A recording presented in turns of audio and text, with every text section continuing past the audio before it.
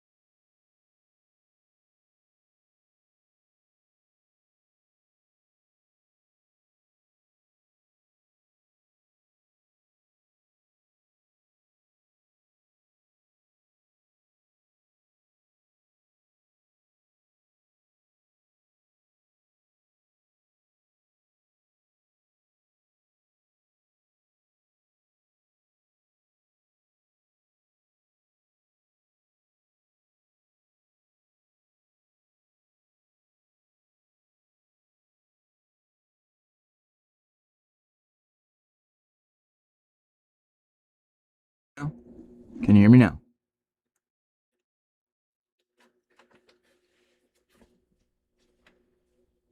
Anything?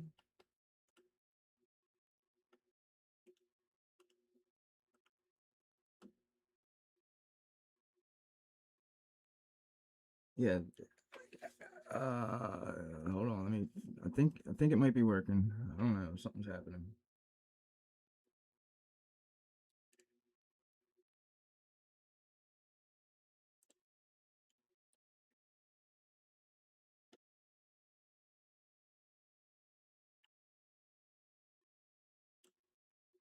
All right, you guys can hear me, right? Okay. I want to listen to Sophia Whitehead's. I don't know if you guys heard it or not, but I'm switching over to Wi-Fi.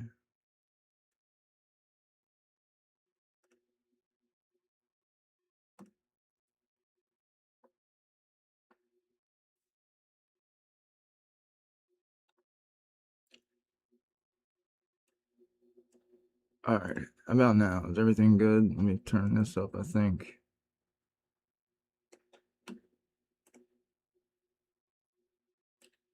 Okay, how about this?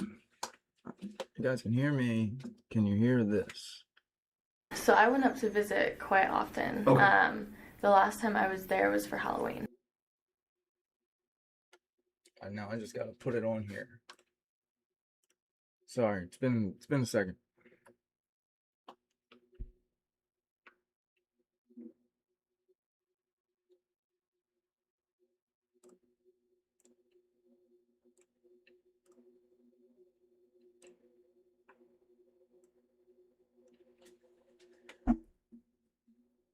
Okay.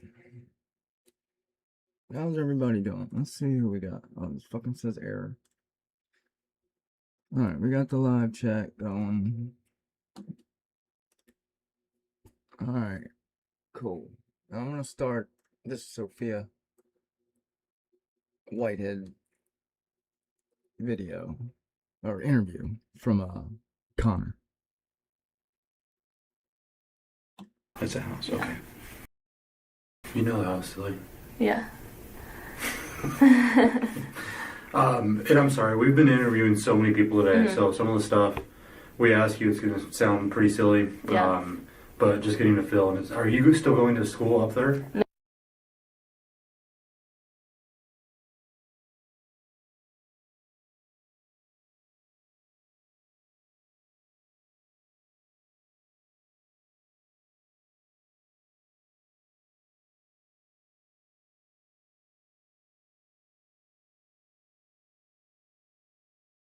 This is all redacted.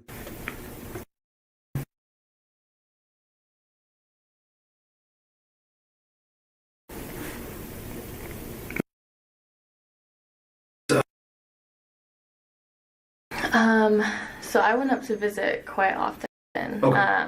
The last time I was there was for Halloween. Oh, okay. So Halloween weekend was the last time that I was up there. Did you live up there during the summertime at all? Or No, just I last, wasn't. fall semester? The last time that I like stayed the night in that house was last semester. Okay. The fall or spring semester. And what's your relationship to the girls in the house?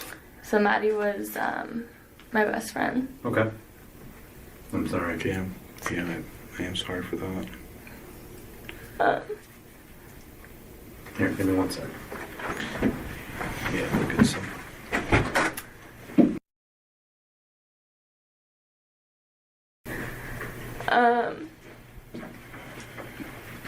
And then Xana, I met her through there. I was really close to Xana. Kaylee, I wasn't as close to.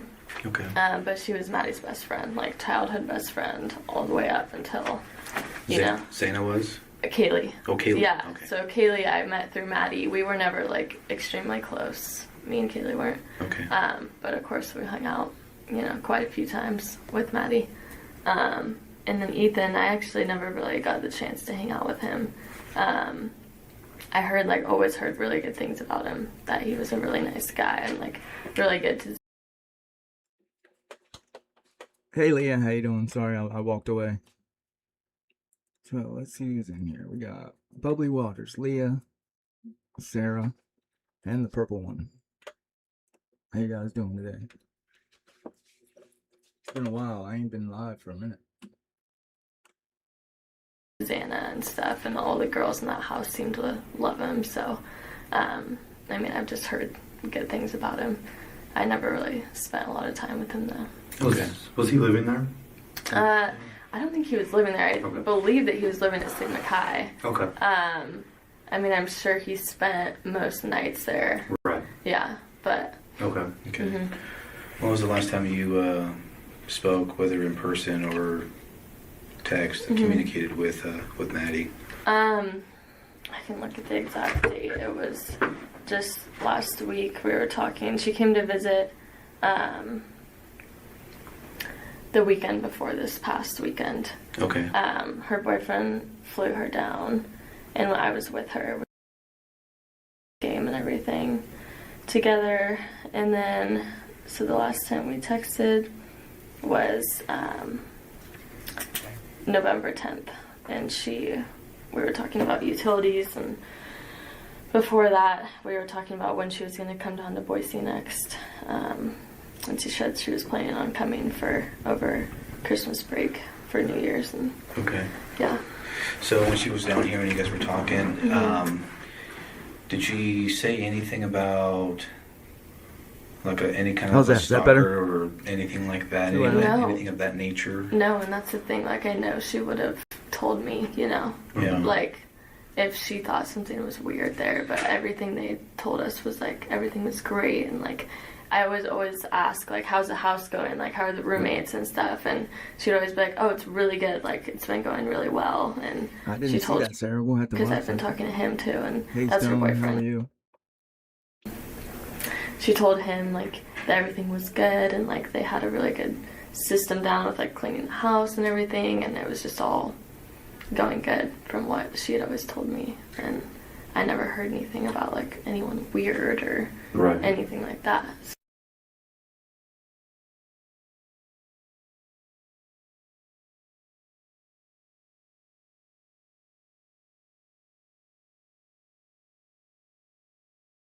The redactions are wild.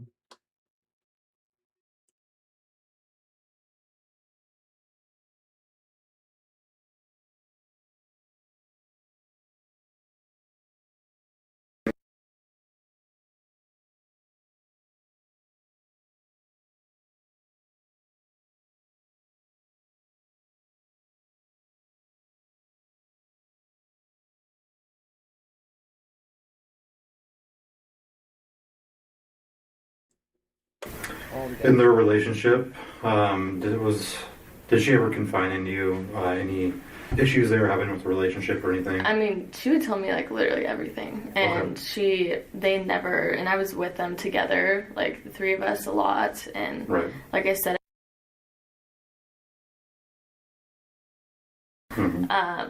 and it was always over, so like I was always around them, and there was nothing, like they never yelled at each other, like they never had like serious fights, and like they were like, we would always say like the most like chill people to like put together, you know. Okay.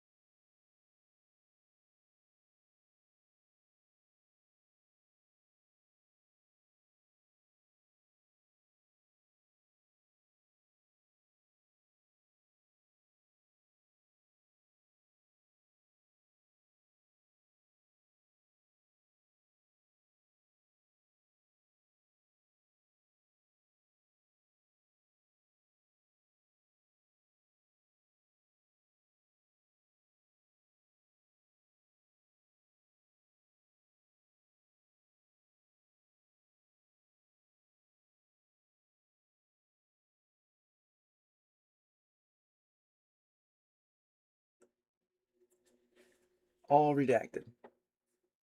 Yeah, Okay. yeah. So she lived up there all summer long. Yes, yeah. Did she have a job nearby that she worked at? She worked remotely. Okay. Yeah. For who do you know? I don't know what company it was, but Okay. I know that she's been doing a remote job. But she was doing it over the summer. Okay. And she was also doing it this semester. Okay. Yeah. Any other side gigs or anything? No, and so she would be home a lot of the time. Okay. Like she was the one that was home a lot because she didn't have to travel anywhere, like go anywhere for work. And she was staying with my best friend.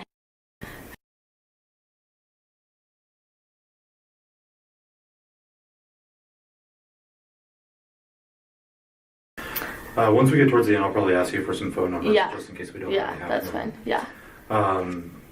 So, and Kaylee Mm-hmm. were staying in the house over the summertime. Yeah. Was Xana and Madison there as well? So Xana was there too. Okay. I think she moved in from her old house, which was just across, like, I don't know how to describe it. It was also on King Street. Okay. Like right down from ours, like right down the Okay, hill. I think I've got it. Yeah, you got it. Yeah. So Xana lived. And I'm sorry, I'm not familiar with the area, so Oh, that's okay. you pointing this out is just going to show me on a map. But So, trying to see. Okay. Yeah, so here was our house, and then Xana's was right here. Oh, just right and next this door? middle one, yeah. Okay. So she lived there with a lot of, all the girls were actually younger than us, a year younger, or Okay. two. and Xana moved in over the summertime. Xana moved in over the summer once her lease was up there. Okay. Yeah. What about Maddie? Maddie did not live there over the summer. Okay.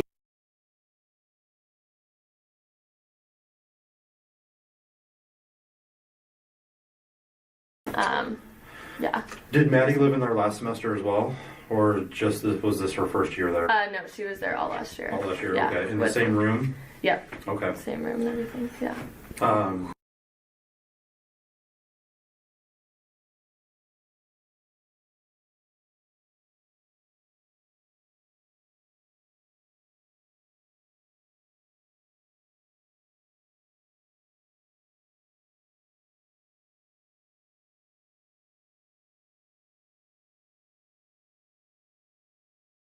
Who else was staying there? Like currently. Yes. So it was Xana, Maddie, Kaylee, and yeah. Have you talked to? Yeah, they actually they've been talking to us quite a bit now, like back home. She Okay. lives Okay. Which one was? Okay. yeah. And so I think I believe she's back there now. But we've been in contact with her quite a bit. Good. Are they Yeah. holding up okay?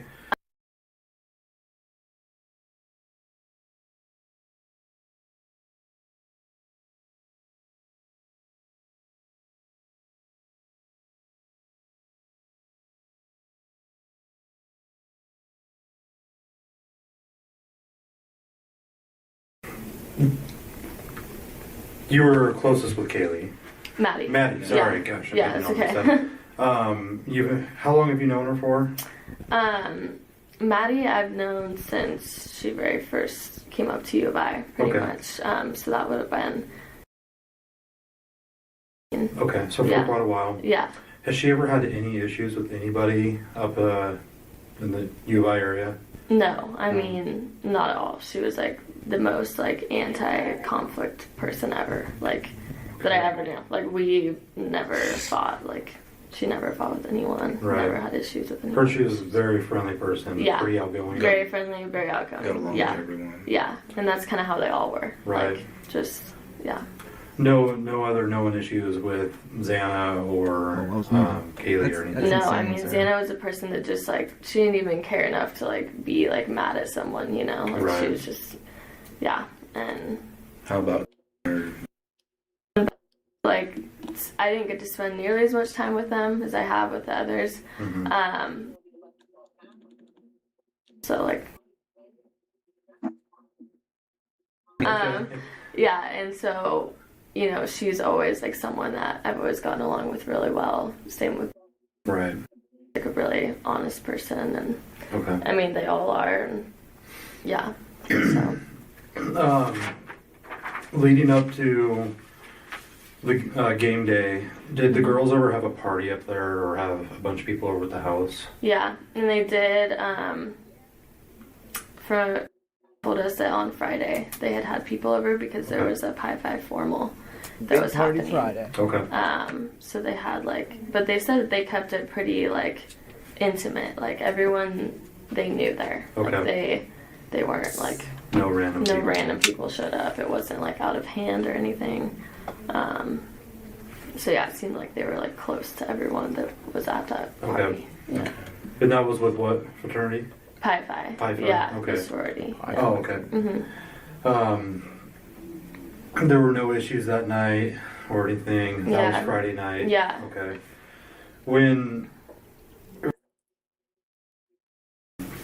is it one of those houses where people can kind of just come and go? Yeah, so that's kind of like how it was, is just Yeah. like kind of some people described it as like an open door policy type of thing. Like we Okay. just like constantly had people going in and out. Really? And like a lot of the time, I mean, That's I'm completely always different someone that's just been from like what the so roommates scared say. of something like that happening. Right. And I was like, I would like triple check my bedroom all the Okay. time.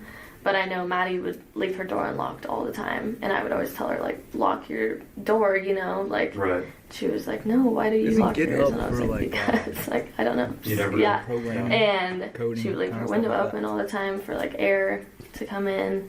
I doubt it was open. I don't know. It's freezing outside, so Right. I hope it wasn't. But yeah, I mean, he and I lived in room. Okay. Yeah, and we would always text each other like, "Did you hear that?" Like, you know, like we Right. were both very like aware of what was going on. Okay.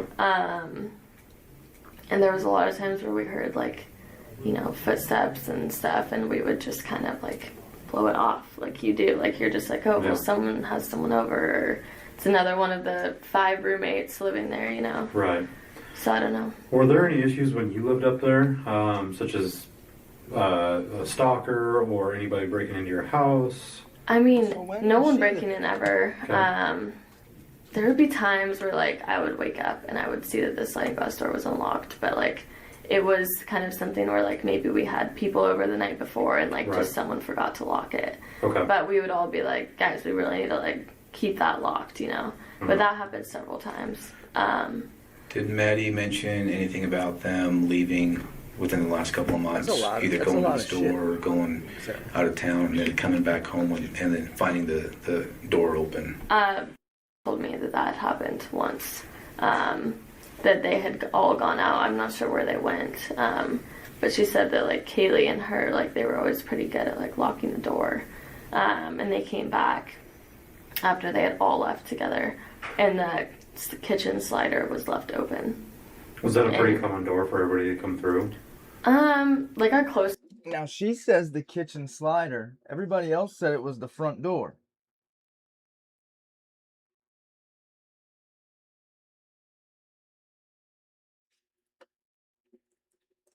friends Okay. would come through that one, and like the girls that lived like right down there, they would walk up the hill and come through the kitchen a lot of times. Okay. But for the majority, like people would usually use the front door. Okay. Do you remember roughly when that may have happened? A few weeks ago, a few months ago? Yeah, said it was like maybe, I can't remember what she told me. It wasn't like super recently, I know. Okay. Just something that she had remembered. Bet it is. And like up there, like there's a lot of like just kind of strange people, I would For sure. say. Yeah. I was always kind of like wary of like the people around, and like there's a lot of people we didn't know living at like the Browns or like, you know, just houses that we didn't go into ever. And Okay. there was like, I was just trying to like rack my brain with like things that I had remembered or like anyone that I had seen. And the only time, there was a couple incidences with this guy that, and I cannot remember his name for the life of me, had come up to me at the club, and he was like, Did you right? see, And I was like, I like do not remember meeting this person, you know. Really? I'm trying to get the body cam for Steve. He like, Steve Senior's I don't know, and then he was, DUI.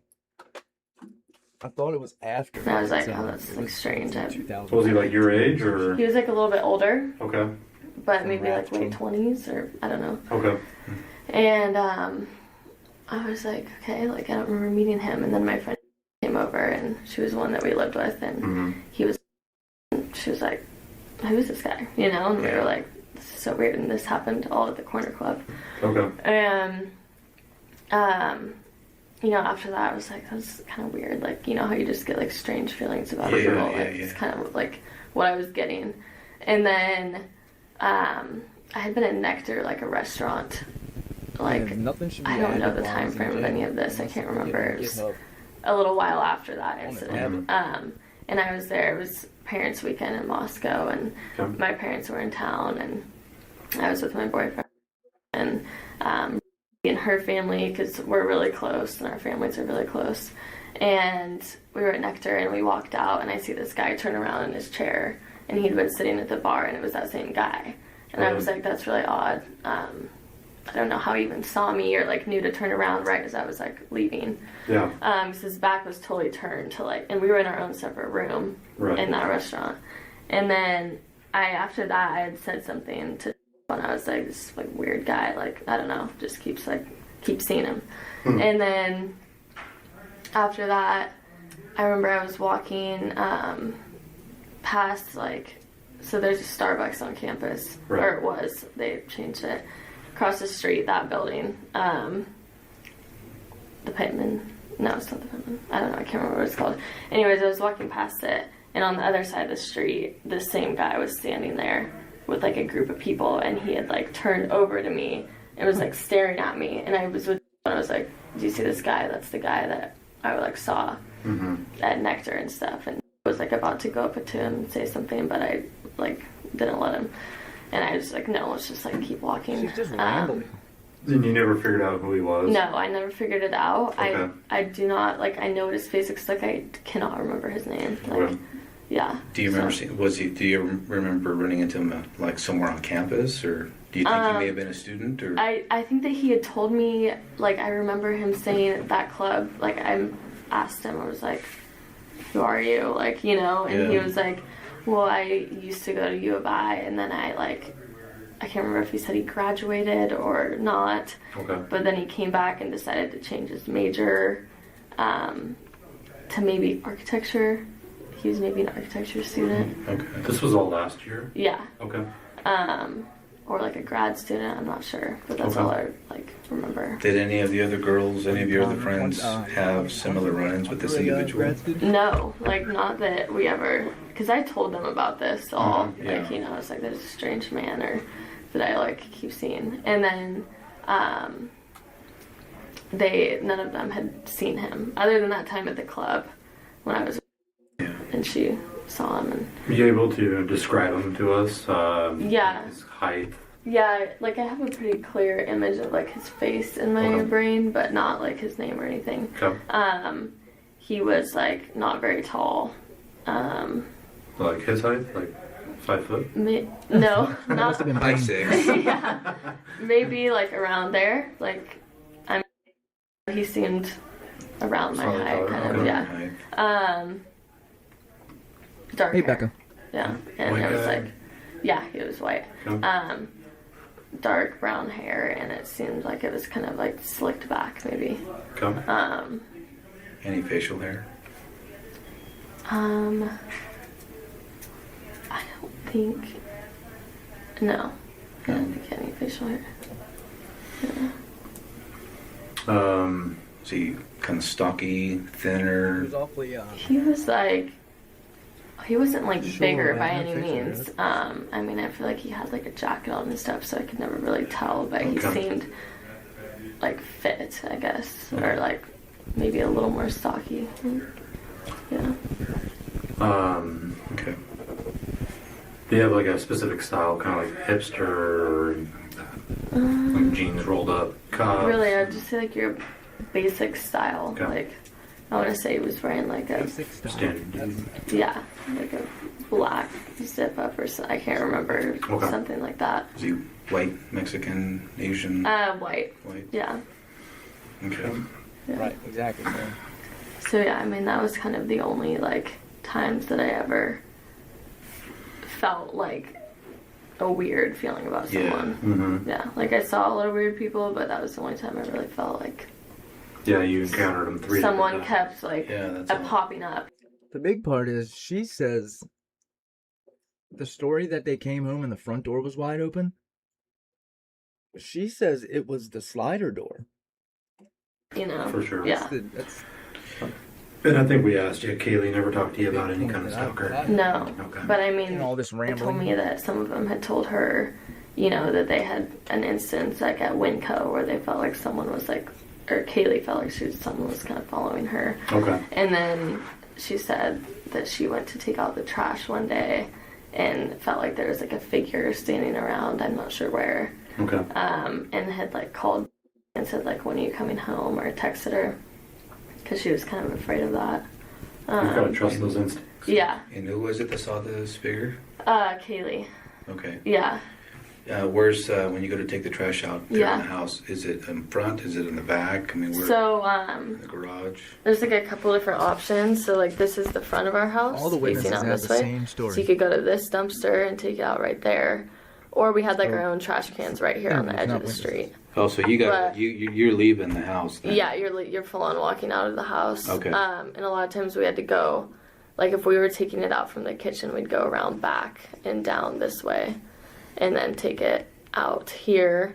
Or like if ours was full, we would go here. If ours wasn't full, we'd just put it in our own. Okay, but you still have to walk across Yeah. this lot. And there's another dumpster like around here. Okay. But we never really used that one that much. So. Okay, and Yeah. when about was that? Do you have any idea when that may have been? Said that it was like kind of recently, the dumpster incident. Yeah. I don't know about the Winco incident. But I know that the Winco incident, Maddie and Xana were the two others that were in the car waiting for Kaylee. Okay. And then Kaylee came out to her car and said she told she was like walking really fast because she felt like this guy was like following her or something, and she got in like slammed her door. The way this girl talks really makes me think she was actually living there at the time.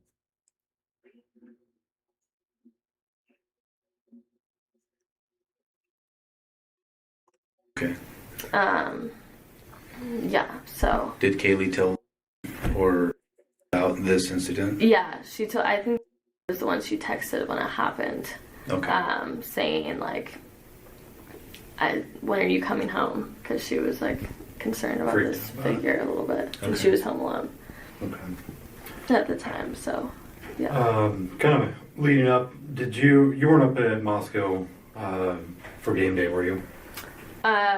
This past game Yeah, day, last no. Saturday. Uh-huh. Okay. Yeah. Yes, they do. Do you know what the girls did? Did you hear about their day or their evening or anything? I heard about their day from Okay. primarily. I mean, I was seeing pictures all over and like on Snapchat and stuff. Okay. But said On that like it Snapchat. was a really good day, Okay. and they all were having a lot of fun. And I think that they were hanging out at our house for a while maybe, and then it sounds like they were at the Whites, which are the apartments right here, like right in front of us. Okay. For a while. And then, you know, Xana and her boyfriend, and they're all not 21. Right. So I take it at some point they came back, and then Maddie and Kaylee decided to go to the club. Okay. The corner club. Yeah. Okay. And he told me that the last text he had from Maddie was saying that she was like waking up from a nap and that she was going to go to the club. Okay. So they went back out at whatever time it was. Okay. Yeah. Would you be willing to talk with us?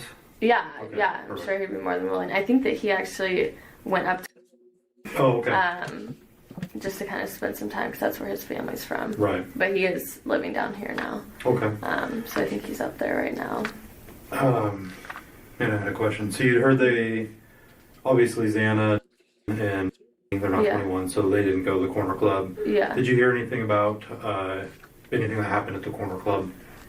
No, I mean, I've just been hearing from like talking to people. Okay.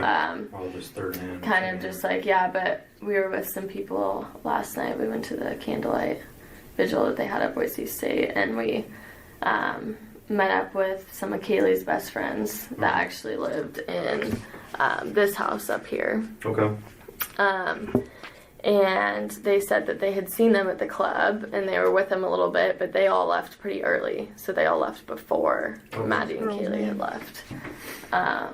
So they didn't really know like who they ended up hanging out with there or Okay. who they left with. Yeah. Did you talk to any of the girls that night? Text or? Oh, that night, no. Okay. Yeah. But what about, did he? The last thing that he had for Maddie was pretty early in the night. Just when she? When she texted him and said she was going back out. Hold Okay. up. And they didn't call or anything that night. The book says she was at the corner club.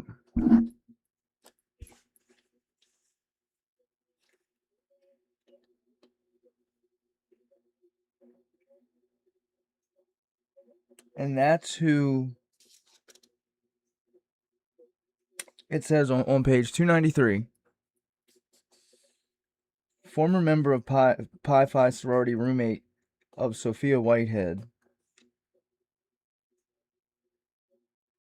Oh, I guess it's Ada McKinty that was at the bar.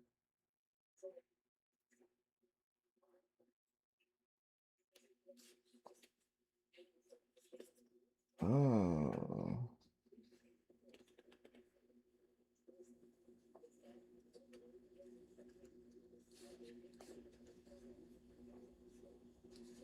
I don't know. Now that's confusing.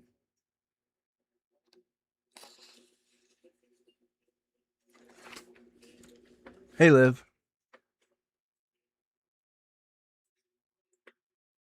So it says here that Josie told police that they should talk to Sophia Whitehead. She lived in Kaylee's room a year before, as well as a broad circle of friends: Ashlyn Couch, Peyton Campbell, and Molly Great.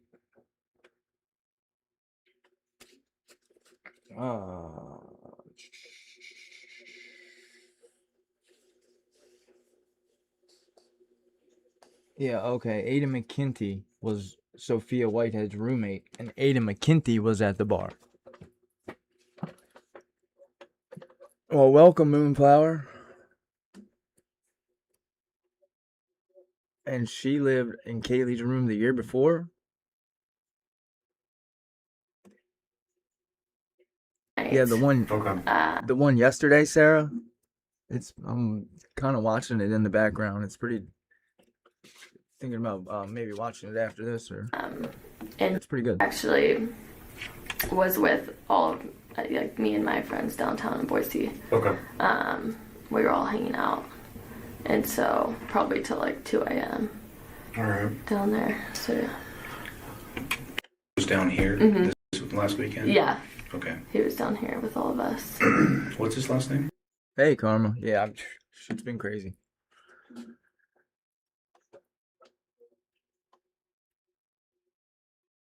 What? Why did she say she didn't know him? Who didn't know him?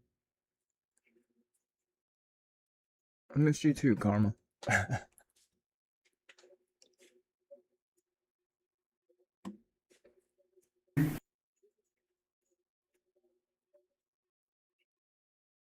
Good old redaction. Do you have a contact number for him? Yeah, I do. Mm-hmm.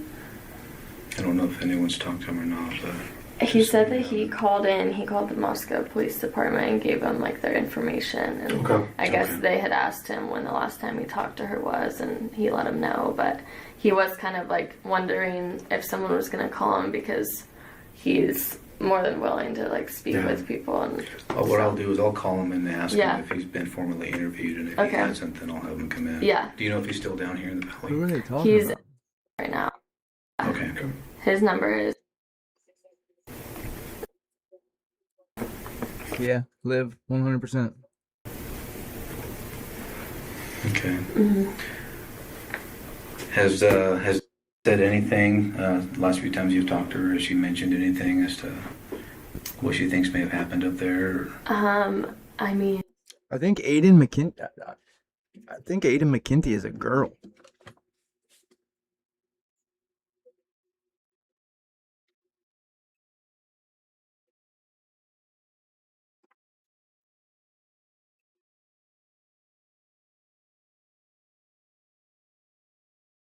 Yeah, because Aiden McKinty's a girl. She was a member of the Pi Fives.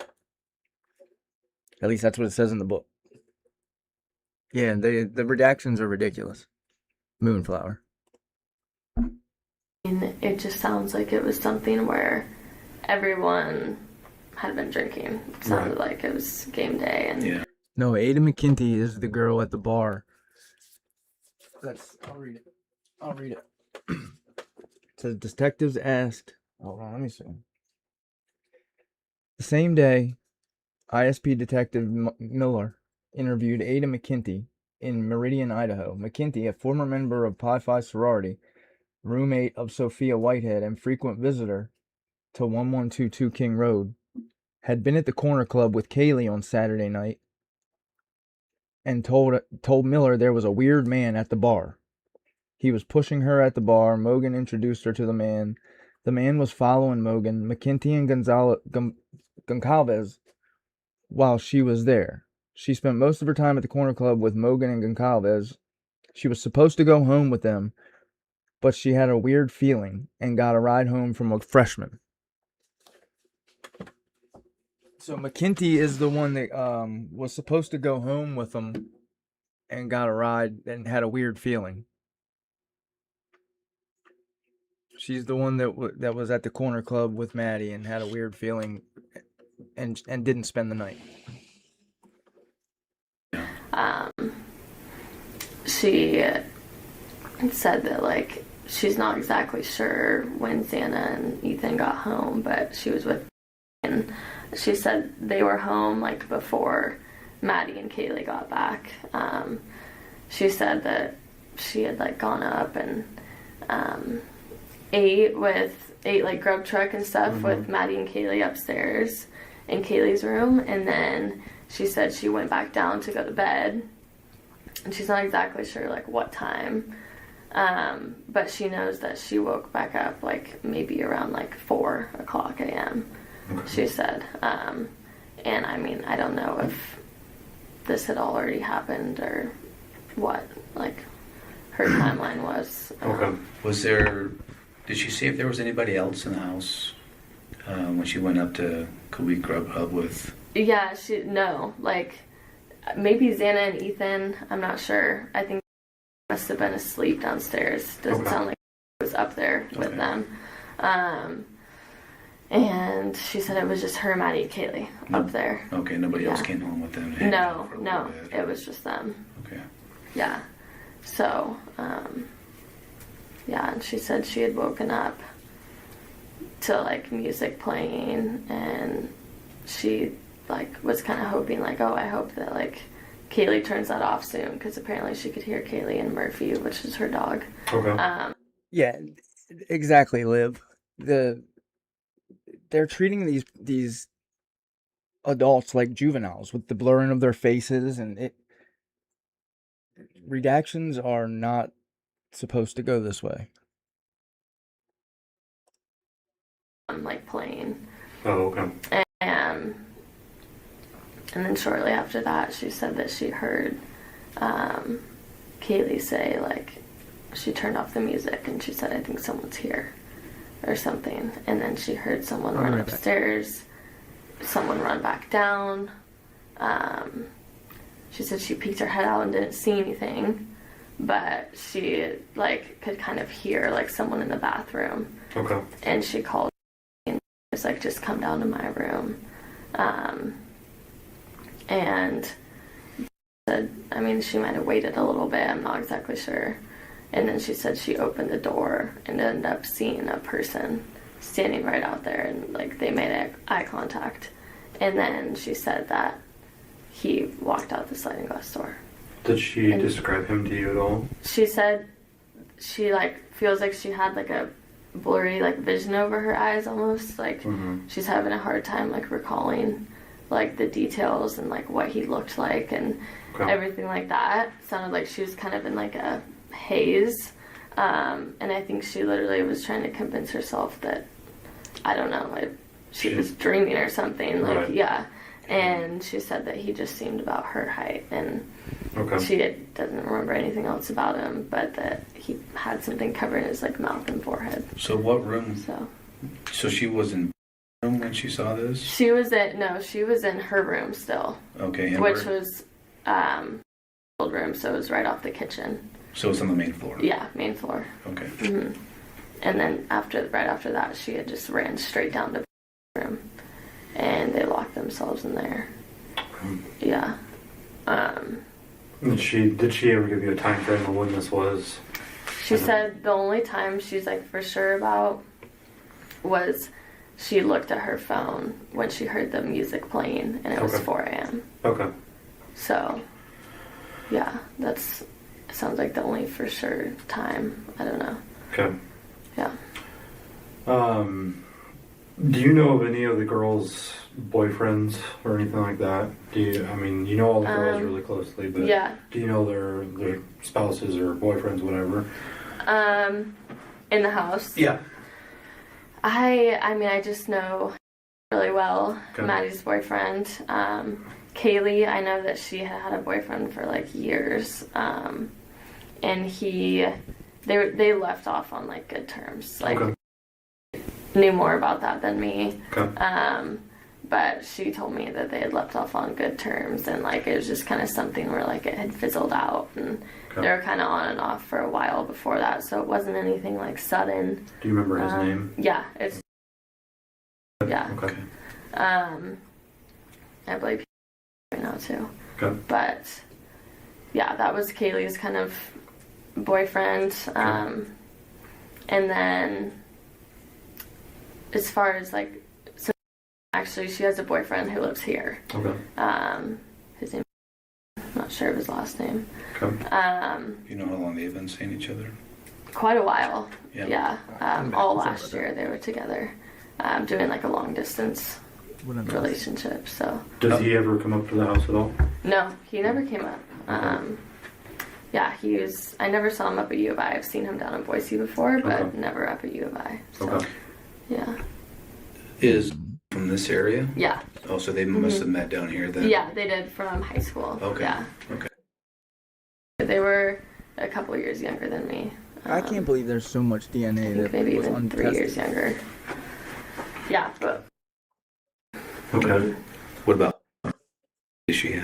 She's from, and she didn't have any like boyfriend going on at the time. She was probably talking to people, but nothing serious with anyone. And last year, nothing serious either with anyone. So, Okay. Yeah. As far as, I know it's a college campus, so you guys are drinking. Weed's pretty easy to access. I don't know either. Is there anything else going on in that house as far as drug-wise? No, like No. we were not people to really be doing drugs, and That's- all of them. Not that we give a shit. or Yeah, anything, no, so- and like none Right, of them exactly. either. That's Okay. why, like, when we started hearing like the rumors about like, Like, they'll redact, like, how was their relationship? You know what I mean? How were they happy? And then it's redacted. It's crazy. oh, it was a drug overdose. Like that's kind of what people were saying at first. We were just like, no way. Like, Yeah. you know, and especially like I knew Maddie like.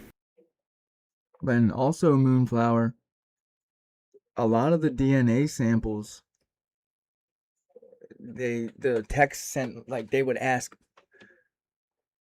the prosecutors if they, like, hey, we're gonna use all this. So a lot of it's gone. They used it all in testing. So well, and she was never about that. Like, Right. she will drink, but nothing else. I mean, she's not even into smoking weed. Like, that's not her thing. Okay. So I was just like, What about And- Xana and Xana, no. And I had heard that she actually had like chilled out a lot really? from Okay. after she started dating Ethan. Okay. They started like staying in more and not going out as much. Make it. Now, when you say chilled out, like not party as Just much? yeah, like Xana would like party on like the weekdays and like Okay. you know, like she was just known to be like the one that always wanted to like go have fun and do something. No, was it just always alcohol, or did? Yeah. Okay. Yeah, usually always alcohol from what I'm aware of. Okay. Yeah, so I mean nothing as far as drugs, like they were not drug users, so Exactly, Moonflower. when I heard that I was like, there's no way. This is actually the first time I heard that. So The Really? judge shouldn't Yeah. even have signed Yeah. off on that. Yeah, we all know it wasn't that. So. Yeah. Okay. What else you got, Eric? That's really all I got. If you were to think of a reason why this happened, what's the main thing that would come to mind for you? I literally have been trying to think of that for I know, like it's- yeah. I don't understand like what this person's motive was at all. Mm-hmm. It's extremely frustrating, and I feel like it had to have been something where this person was like watching. Okay. That's the only thing. Like I was always afraid of that, Right. and like I was like I've been talking to her about this, and like me and her like we always just had like a weird feeling in that house. Like that was part of the reason why I didn't want to go back. Okay. That's crazy. For some reason I was just like I feel so like just always felt like uneasy in there, and I felt like it was really easy to like get in if Right. someone wanted to, and like I felt like it was just easy to watch. Like we didn't have a lot of blinds covering like any of our windows or like anything like that, and I just always felt like They, I mean, you know there's like the Moonflower, trees up they there, should've. and like Yeah. I just Well, felt like they weird. should have done a lot Did of the things girls in ever this case. change that? Did they ever put blinds up, or was it still that way? It was still the same way that Okay. we had left it when I visited the last time I was there for like a brief period of time, just talking with them in the living room. Right. Everything looked the same. So if I were some weirdo stranger and I walked Yeah. around the yard real quick, I mean, I Yeah. could easily see in the You house. could see in, yeah. Okay. Sliding glass door had no coverings whatsoever. Okay. Even told me that like for a while it was broken, so you could lock it, but then you could just jiggle it up, and I guess it would unlock itself. Oh, really? Yeah. Okay. And then our That's what door everybody else code, thought, too. I know, like that, like if you, so if you had the door locked, then you'd have to put the code in. But if you didn't have the door deadbolted, then you would just be able to open it. And like for a while, front door It's was crazy broken. when you start to think of And so why we literally, like, anyone could have take gotten place. in, but we Okay. just, I don't know, just you never think that it's actually I gonna can't happen. understand So, Right. why anybody would do it. yeah. Okay. Well, you've got Eric's number, right? Yeah. Yeah, I'll give you my card just so you have my Okay. email address as well. Yeah. And yeah, if you come across any information that you think we need to know, feel free to just give us a call. Yeah. And you know we'll. And from having to we'll get on the talk stand and have their life Yeah. put in them. Do you like, know in of the somebody media. else that you think we should talk to that might have more information? I can kind of understand that, but I'm trying to still, think, he's going to jail I mean- forever. I'm not sure like who you guys have talked to from U of I yet. But they, yeah, I've talked to a lot of people, but yeah, if you tell us the name, we can tell you. Yeah, we've heard talked to. Yeah, I mean, I would definitely give a call. I don't know if he has like much information. Like he's really just feeling like out of the loop, also. Right. I mean, I talked to some of the girls. I don't know if you've talked to like. She was one of. Yes. Yeah. Yeah. Yeah, I was with her last night. We were just kind of talking about it. It sounds like she's just not really sure either. Yeah. They also told me that they can usually always hear everything from that house and heard nothing. Yeah. So. Yeah, it sounds like the backyards actually, they share a backyard. Yeah, so, yeah, like it. Yeah. They pretty much like face each other, the backs of the houses. Mm-hmm. It's just like, I don't know, unbelievable. I don't think any of us know what to think of it. I'm not sure if this person like was maybe stalking us when we were living there. Like that's the scary thought, I guess. Yeah.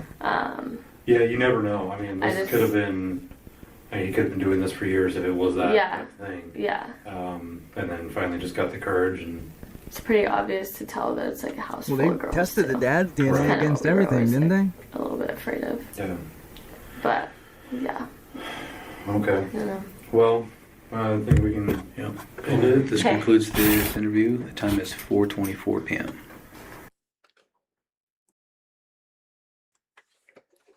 All right.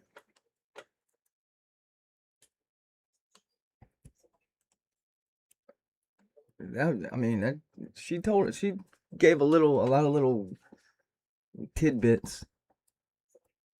I got my PayPal working. If you guys want to help out with the FOIAs, I'm putting it in the chat. There's Cash App and PayPal. You guys want to watch Amber Vance?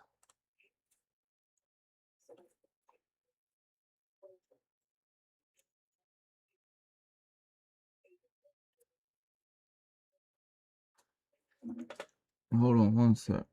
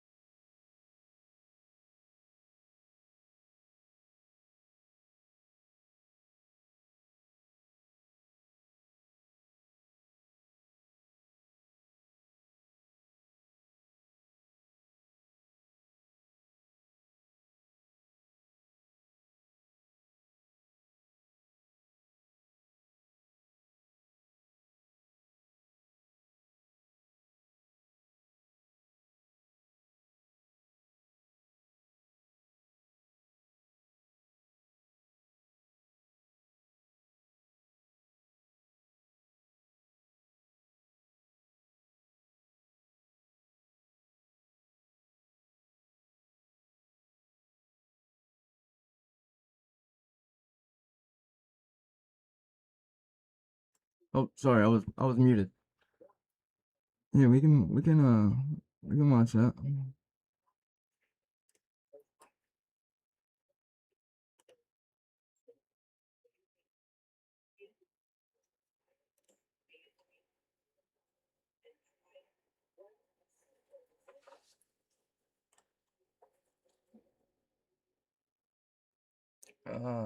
Let me.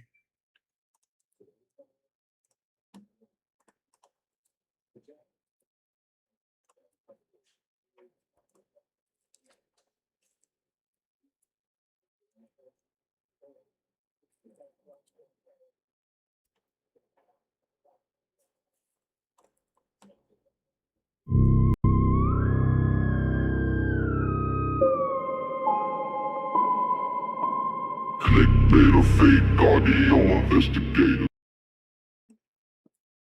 Yeah, I watched it.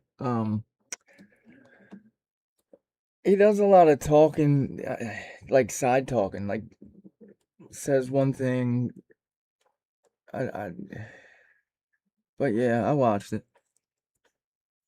I don't know if I have too many thoughts about it. It's. I thought he was gonna be a lot different and answer questions a lot different than he actually did. I guess I had something in my mind that is different than what happened. We even got people copying Outcast. We'll see you later.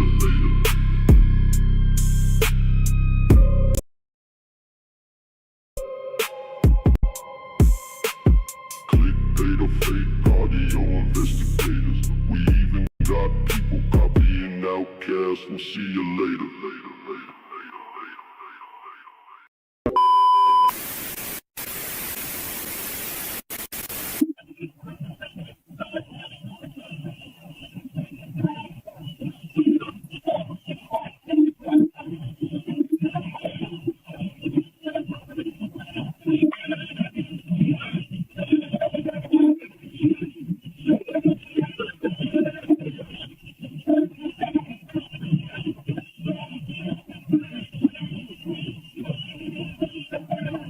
Yeah, exactly.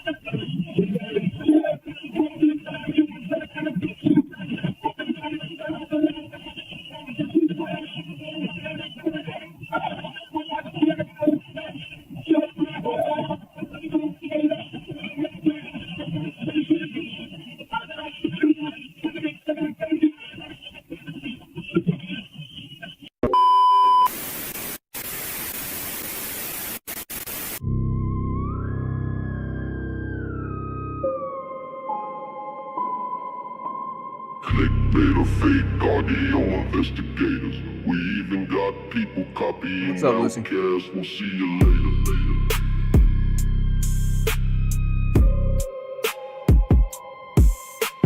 Clickbait or fake audio investigators. We even got people copying Outcast. We'll see you later.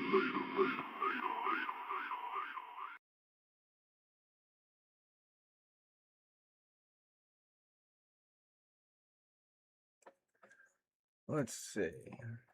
No, I wanted to watch,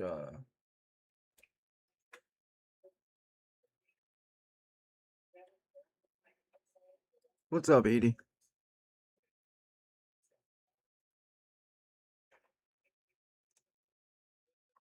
Oh, shit.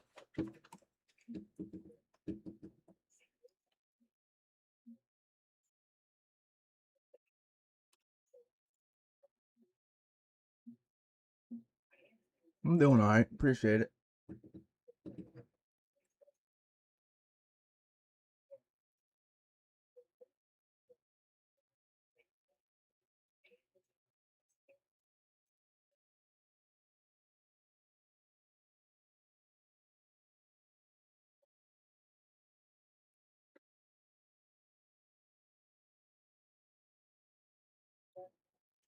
It's good to be back.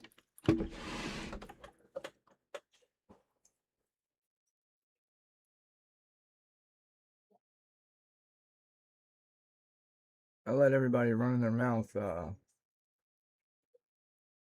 get to me a little bit. I was just... Where the hell is it?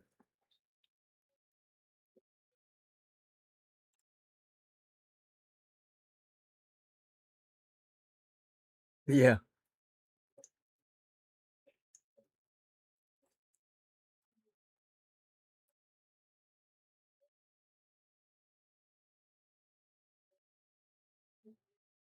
Yeah, that's how I am too, Liv. Is that a cop thing? No, I don't. No, I wouldn't. I mean, not a me cop thing. About. I'm not sure if I'm... Builders. It's not our job title. It's a mindset. Base 44. I can't. I We're guess done. my hearing's bad. I can't hear none of that shit. But Reed was the... When I like mess with audio. You don't know what an AI work management platform is? Okay, let me tell you. Here's Amber 3 new Vance. AI-powered changes to the Monday platform in 2026 and what they actually mean. We all know we need to use AI, but we're still figuring out how. Well, Monday.com figured it out. Number 1. Off from this version now because it's been updated. But let's go ahead and jump right back in. Dun, dun, dun. That's the intro. Because it has been a couple of weeks since I've posted an Idaho 4 video, and I'm so sorry, guys. Let's just do a quick run back down the timeline in order, just as a reminder of the ones we've already covered and then the lines that are new that we'll get into. So going back to 2021, our first one is a date unknown. The rape reported involving U of I students. The male was a member of Sigma Chi, and the girl was good friends with the residents of 1122 King Road. In March 2021, Nathan Gonzalez, Kaylee's uncle and Steve G's brother, was charged with the murder of a man in Carson, Washington. Okay, and here's one I had to make a correction on. It was March 16th, 2021, not 2022, when the childhood friend of Brian Koberger, Jeremy Saba, passed away. He was found dead of a fentanyl overdose. In the last video, I had that listed under 2022, even though the obituary clearly says 2021, so not sure how I did that. But now we have added in the Parents' Weekend incident, which I cannot believe I forgot to add on the timeline the first time. In 2021, Parents' Weekend at the University of Idaho was held in the spring semester from April 16th to 19th. And this is when there was an incident involving Ethan Chapin and a photo of a mom. We talked about that more at length in part 15, I think. Not the last video, but the one before that. But as a quick refresher, some of the Sigma Chi guys told the police about a confrontation that occurred between Ethan and his fraternity, Sigma Chi, because apparently one of the moms had been sitting on the couch and someone took a picture and Ethan was in the picture and Ethan had his leg up in a way that was I know what it means. Somehow looked dirty. I do not know how or in what way, but how you doing? The son of the mom that was in the picture got super mad at Ethan, and so did several other guys in the frat over this. And it turns out that the son of that particular mom was Reed Offston. That is a difficult last name, and I'm not sure if I'm saying it right. But Reed was the frat president. So it was the frat president's mom that Ethan took this inappropriate picture with, that the whole frat got mad at him for. And I realized this because you could actually hear his last name in one of the other Sigma Chi guys' interviews. So now we know that in April 2021, Ethan royally pissed off some of the Sigma Chi guys to the point that there was some type of verbal altercation between him and Reed. Oh, you're good, Liv. I don't mind. I just... That shit cracks me up. Like, I wouldn't have anything else better to do than...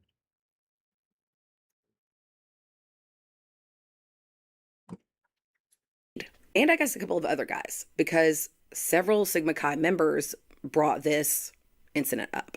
Our next add-in is another big one that I cannot believe that I forgot to add in here the first time. The 2021 Pullman incident. The Pullman incident that they later tried to pin on Brian Koberger too. I really can't believe that I forgot this one. According to documents released by Pullman PD, on October 10th, 2021, around 3:30 a.m., a girl who was living with 3 of her sorority sisters woke up when someone opened her door. According to the document, a young lady with the last name Miller said that she was asleep in her bed in her room in the basement when she woke up to her bedroom door being opened. She said she saw a person enter the room and approach her bed. She said the person was wearing a full-face burgundy ski mask and was holding a knife in their right hand. She described and demonstrated the person holding the knife up to their right with the blade coming out at the bottom of their right fist. She said when the person got to the edge of her bed, she kicked them in the stomach. She said the person fell back against her closet but was still standing. She said the person immediately booked it, leaving the room rapidly, and she heard them run up the stairs. She said the person was silent and did not say anything the entire time. 1, how brave is that girl? She waited till a guy in a ski mask with a knife got to the edge of her bed and then kicked him. Like, I mean, if I could pay for these myself, I would. You know, that's that the issue. That's not the issue. I mean, well, it is the issue. And people like complain that, like I said to the one guy, I mean, sure, I'll show you the receipts. He's bitching about seeing receipts, but never even donated nothing. Bitching for other people. It's crazy. Kudos, sister, you are brave. Here we have a masked man that breaks into a house full of girls. Then this girl, the girl in the bed who saw the masked man, he runs out. She's scared. What does she do? She hops out of bed, she puts on her pants, and she runs to her roommate's room. Sounds eerily familiar, does it not? But guess what happened next? Miller said she then put on pants and went into her roommate's bedroom next to her own. She said she told her roommate what happened, and her roommate called the police. Exactly what should have happened in the Idaho 4 case, but didn't. But this is the exact same type of incident. The exact same series of events, basically, as the Idaho 4 case. But guess what? All 4 of these girls lived. The girl that was attacked runs into her roommate's room, tells her that she saw a guy in a ski mask with a knife, and her roommate believes her. And they call the authorities. And everybody lives. Very similar incident here in Pullman to what happens in Moscow a year later. And what's interesting about this as well is that in this case, a name appears that also appears in the Idaho 4 documents. The name Jose Anibal Cruz. He was the downstairs neighbor of these girls. And they told police that from where this guy stood to smoke, he could easily see into that girl's bedroom. She said she had never caught him looking in her windows, but knew that from where he stood, he could easily look in if he wanted to. These girls also told police that Cruz used to smoke in front of his door, but they had asked him to move so that the smoke did not enter their apartment. So then he moved to the side of the home on the grass near Alex's bedroom to smoke. And also interesting, when the police ran this guy's name, he had another similar incident from 2017. This says, I noted that in May of 2017, Cruz was suspected of entering a neighbor's residence and watching her sleep. So I suppose that is why Jose Cruz appears in some of our... I wanted the word cuppa, as in cup of tea. I thought it would be... I mean, I got a lot of toys. I just can't afford that shit. If I would, if I could, you know what I mean? I just can't. It seems he was deemed a possible suspect, and his DNA was compared to some of the samples. And after Brian Kohberger's arrest, they also tried to find a way to pin this Pullman incident on him too. This says that although Kohberger would not have been residing in Pullman during October 2021, it was advised they had received information that the WSU Department of Criminal Justice and Criminology may have had an on-campus event for prospective graduate students that Kohberger may have attended around the time of the incident. However, Kohberger did not attend that event and was not in Pullman in October 2021. So that means someone else was breaking into sorority houses with a knife in 2021. A year before, someone would break into 1122 King Road with a knife. But that is all of our 2021 dates. Now we're 2022. On January 10th, 2022, the spring semester began at U of I. On February 24th, 2022, Hannah Clear, a U of I student, was found dead in her apartment. Her death was ruled suicide, an overdose on over-the-counter sleep medications. But then we have some brand new timestamps for March 2022, thanks to a recent, rather large document drop. And this drop included a document for the purchase of the K-Bar knife. On March 20th, 2022, according to the expert disclosure from Shane Cox, Brian Kohberger purchased an electronic Amazon gift card for $130 at 8:04 p.m. And then that same night, technically the next morning, at 1:28 a.m., Brian Kohberger purchased a K-Bar full-size U.S. Marine. Cy was definitely 100% scared to even mention Hitler's name. Core fighting knife, straight, for $86.15, along with a K-Bar 9926 sharpener for $23.40. And he purchased these items using the electronic Amazon gift card. that he bought through the same account that he purchased these items. And then the items were shipped to Bryan Kohberger's home address, to his parents' house in Albrightsville, Pennsylvania. And this does seem odd to me. And I don't really get the purpose of purchasing the gift card. Like, why would he purchase an electronic gift card through Amazon just to turn around and use it, the gift card, through the exact same account that he just purchased the gift card through?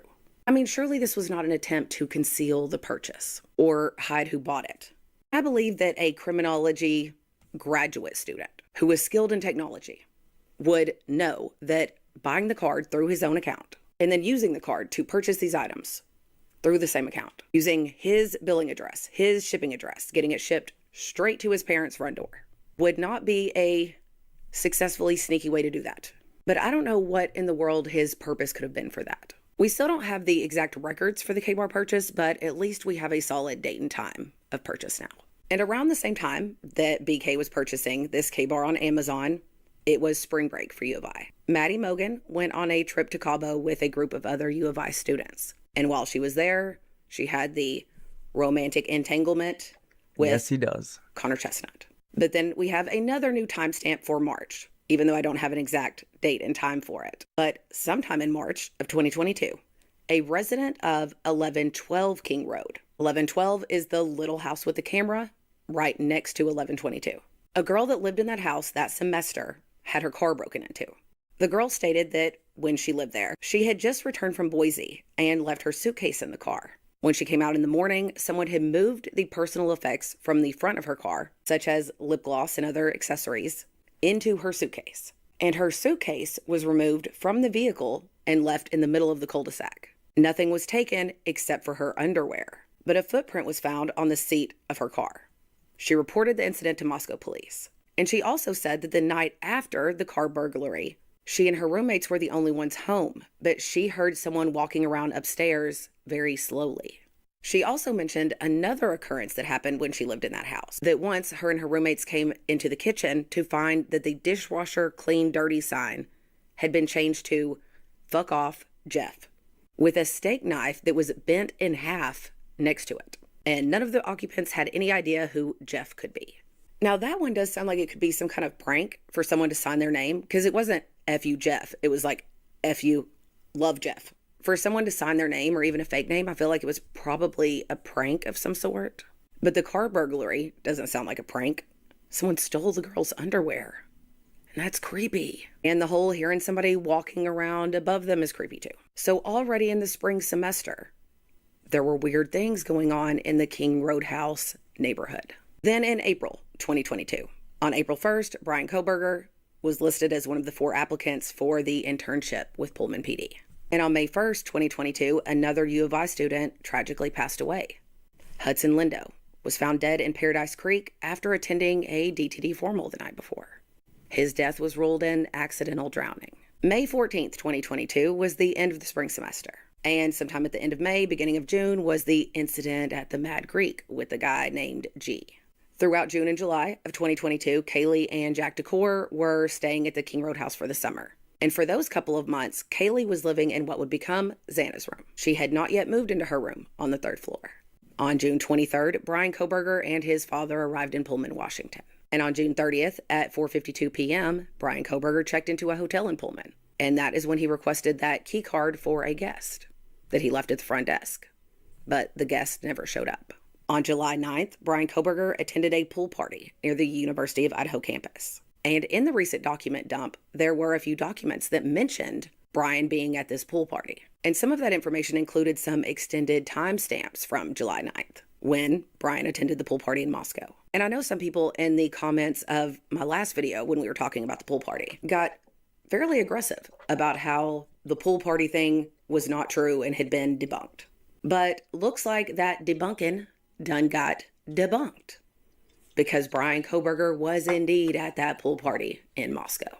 That pool party was held at the Grove Apartments at 209 Southview Avenue in Moscow. And according to the expert disclosure of Tom Slavinsky, from 3:15 until 10:23 p.m., Brian's phone confirmed his location at the apartments where the pool party was being held. Taylor is so consider it now confirmed gatekeeping that Brian Koberger attended the pool party on July 9th. Controlling everything that in goes that in and out. exact same document, we learned that on July 12th, Brian visited Moscow Mountain. As much as she can. This is one of the hiking trips that Brian mentioned to one of his classmates. And the girl told police that he had shown her photos of it on his phone, and that it did appear that he had been hiking alone. At the end of July, Kaylee moved from Xana's bedroom into her bedroom on the 3rd floor. Then we have a new timestamp for August. Another thing we learned in the recent documents was more detail into the alleged cell phone tower pings of Brian Koberger near the King Road house before the crimes occurred. The state alleged that his cell phone had pinged in the area like 13 times before the crimes, or like 23 times before the crimes. I can't remember the exact total right now. But it turns out that the data does not support any of that. Most of those pings that the state alleged were only for seconds as Brian Koberger passed in or out of Moscow. Kind of like we discussed in the last video, that one of the times Brian was pulled over in Moscow, his cell phone was connected to the King Road House tower. But Brian was on the highway that connects Moscow to Pullman, not even in the King Road House neighborhood. So it seems that most of those pings were the exact same thing happening. Brian coming into... Yeah, and the way Cyree laid that out, that FBI agent needs to be fired for what he did with them tower pings. That's crazy.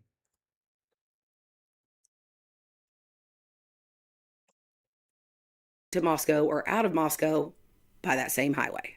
According to Cyree, the longest time frame that Brian Koberger's phone connected to the tower, this serves the King Road house, was on August 6th. Welcome. At 1:59 a.m., where it connected for 6 minutes and 53 seconds. But even on that occasion, Cyree noted that no other data could actually put him in that area. So all those other times, all those other pings, all the activity that they used to start the rumor that BK was stalking the King Road house or the residents of 1122, it's not backed up by anything.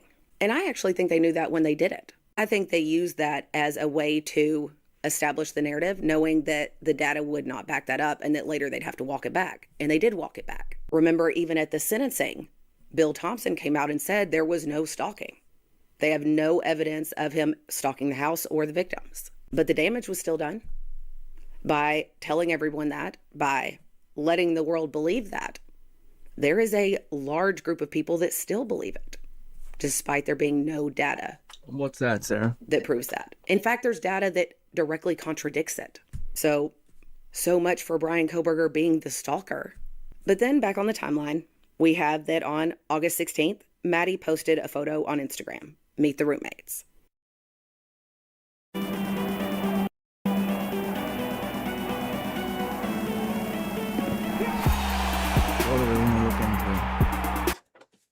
Also on August 16th at 5:23 p.m., police responded to a noise complaint at 1127 King Road, Jack Decor's house. And then the police walked directly over to 1122 King Road, where they also got a noise complaint at 5:26 p.m. On August 21st at 11:37 p.m., Brian Koberger was pulled over at Farm Road and Pullman Highway. That's the incident I was just talking about, when he got pulled over and his phone was connected to this King Road house tower. And on August 22nd, the fall semester AUI began. But then we have another new added timestamp for August. And this one actually does weird me out a little. On August 26th, 2022, Brian Koberger opened his account at Washington Trust Bank, 2 full months after his move to Pullman. In the Shane Cox disclosure, it says, Brian Koberger's Washington Trust Bank account was opened on August 26th, 2022, with a deposit of $50. Then, on August 30th, 2022, there was a $2,000.23 ACH deposit in the account. The account was then inactive until November 2022. On November 13th, 2022 and forward, there were 8 ATM withdrawals, and the first occurred at 10:49 a.m. on November 13th. This super weirded me out at first. Like, what do you mean? He opened it with $50, then $2,000 was deposited just a couple days later, and then the account goes inactive? He doesn't touch it until the morning after the murders. That's suspicious, I feel. That's weird. But on further thought, I'm wondering if... And that's another FOIA that got denied.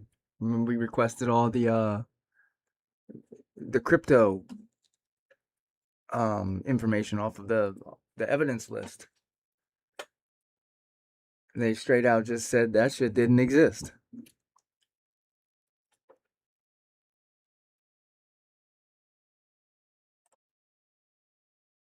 That $2,000 deposit could have been his TA pay, his pay for his teaching assistant position for that semester. Because, I mean, August 30th is when the $2,000 deposit came in. And the fall semester just started a few days before that on August 22nd. But then again, we don't really know where the money came from.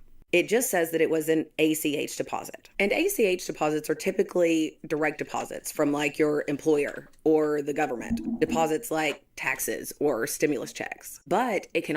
And I stopped. Excuse me. I had stopped worrying about the interviews. I've been going through the exhibit list and trying to request things that are on there.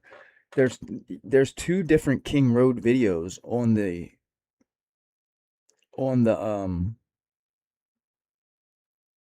exhibit list, on the evidence list for the state.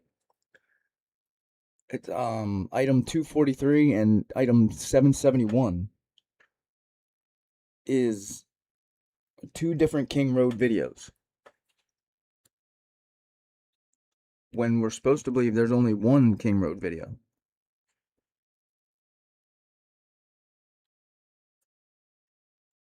And that's what I do. I go through there and it's like a what's it called? Systematically, but it's just the way they use your words against you when they it's crazy. Like I did a Rosendahl one and spelled it wrong one time.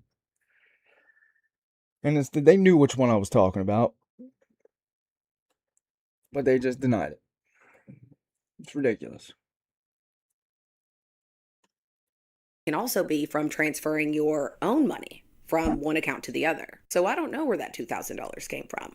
But if the money did not come from WSU, then I have some serious questions. But actually, I still have questions anyway, because I know there is a list of transactions somewhere from Brian Koberger's debit card. Actually, let me find that really fast. Yes, there is, right here. NPD 157 lists some of Brian's U.S. debit card purchases. And there's one listed for Walmart in October. There's purchases from Target in August, September, October, November. So he had been using his debit card prior to November. They just lied. They lie in these. So I'm not sure what they mean by his account went inactive. In these reports. Did Brian have more than one bank account? Could this have possibly been like a savings version of his bank account? Or is this debit card linked to that account? I'm not sure. But according to that document, the account went inactive until November 13th. But this document says he was making debit card purchases. I'm going to try to find out if he may have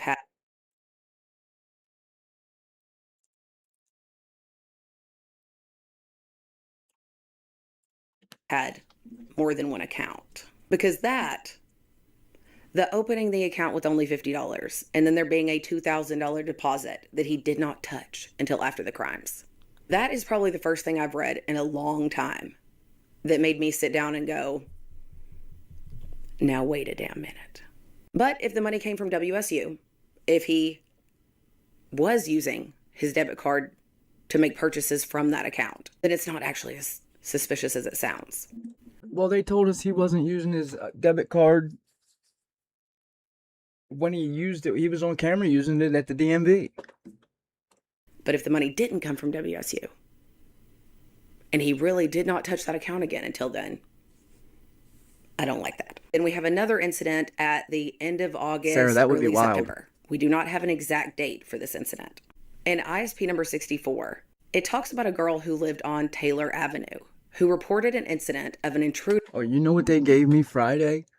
They want $250 for Aaron Williamson's and Dylan Mortensen. The interview. That's crazy. Half of it's already out here. Which occurred sometime around the end of August or the beginning of September. She was home alone around 9 p.m. sitting on the couch in the living room. She heard the unlocked front door open and looked toward the hallway, which leads to the front door, to see who was coming inside. She observed a 25 to 30-year-old white male stop at the entrance to the living room as soon as he saw her. She described the male as tall and super skinny, wearing warm clothing, which was inconsistent with the warm weather. He had shoulder-length dark brown hair and a medium-size, couple inches, unkept brown beard. And she described remembering him looking like Jesus.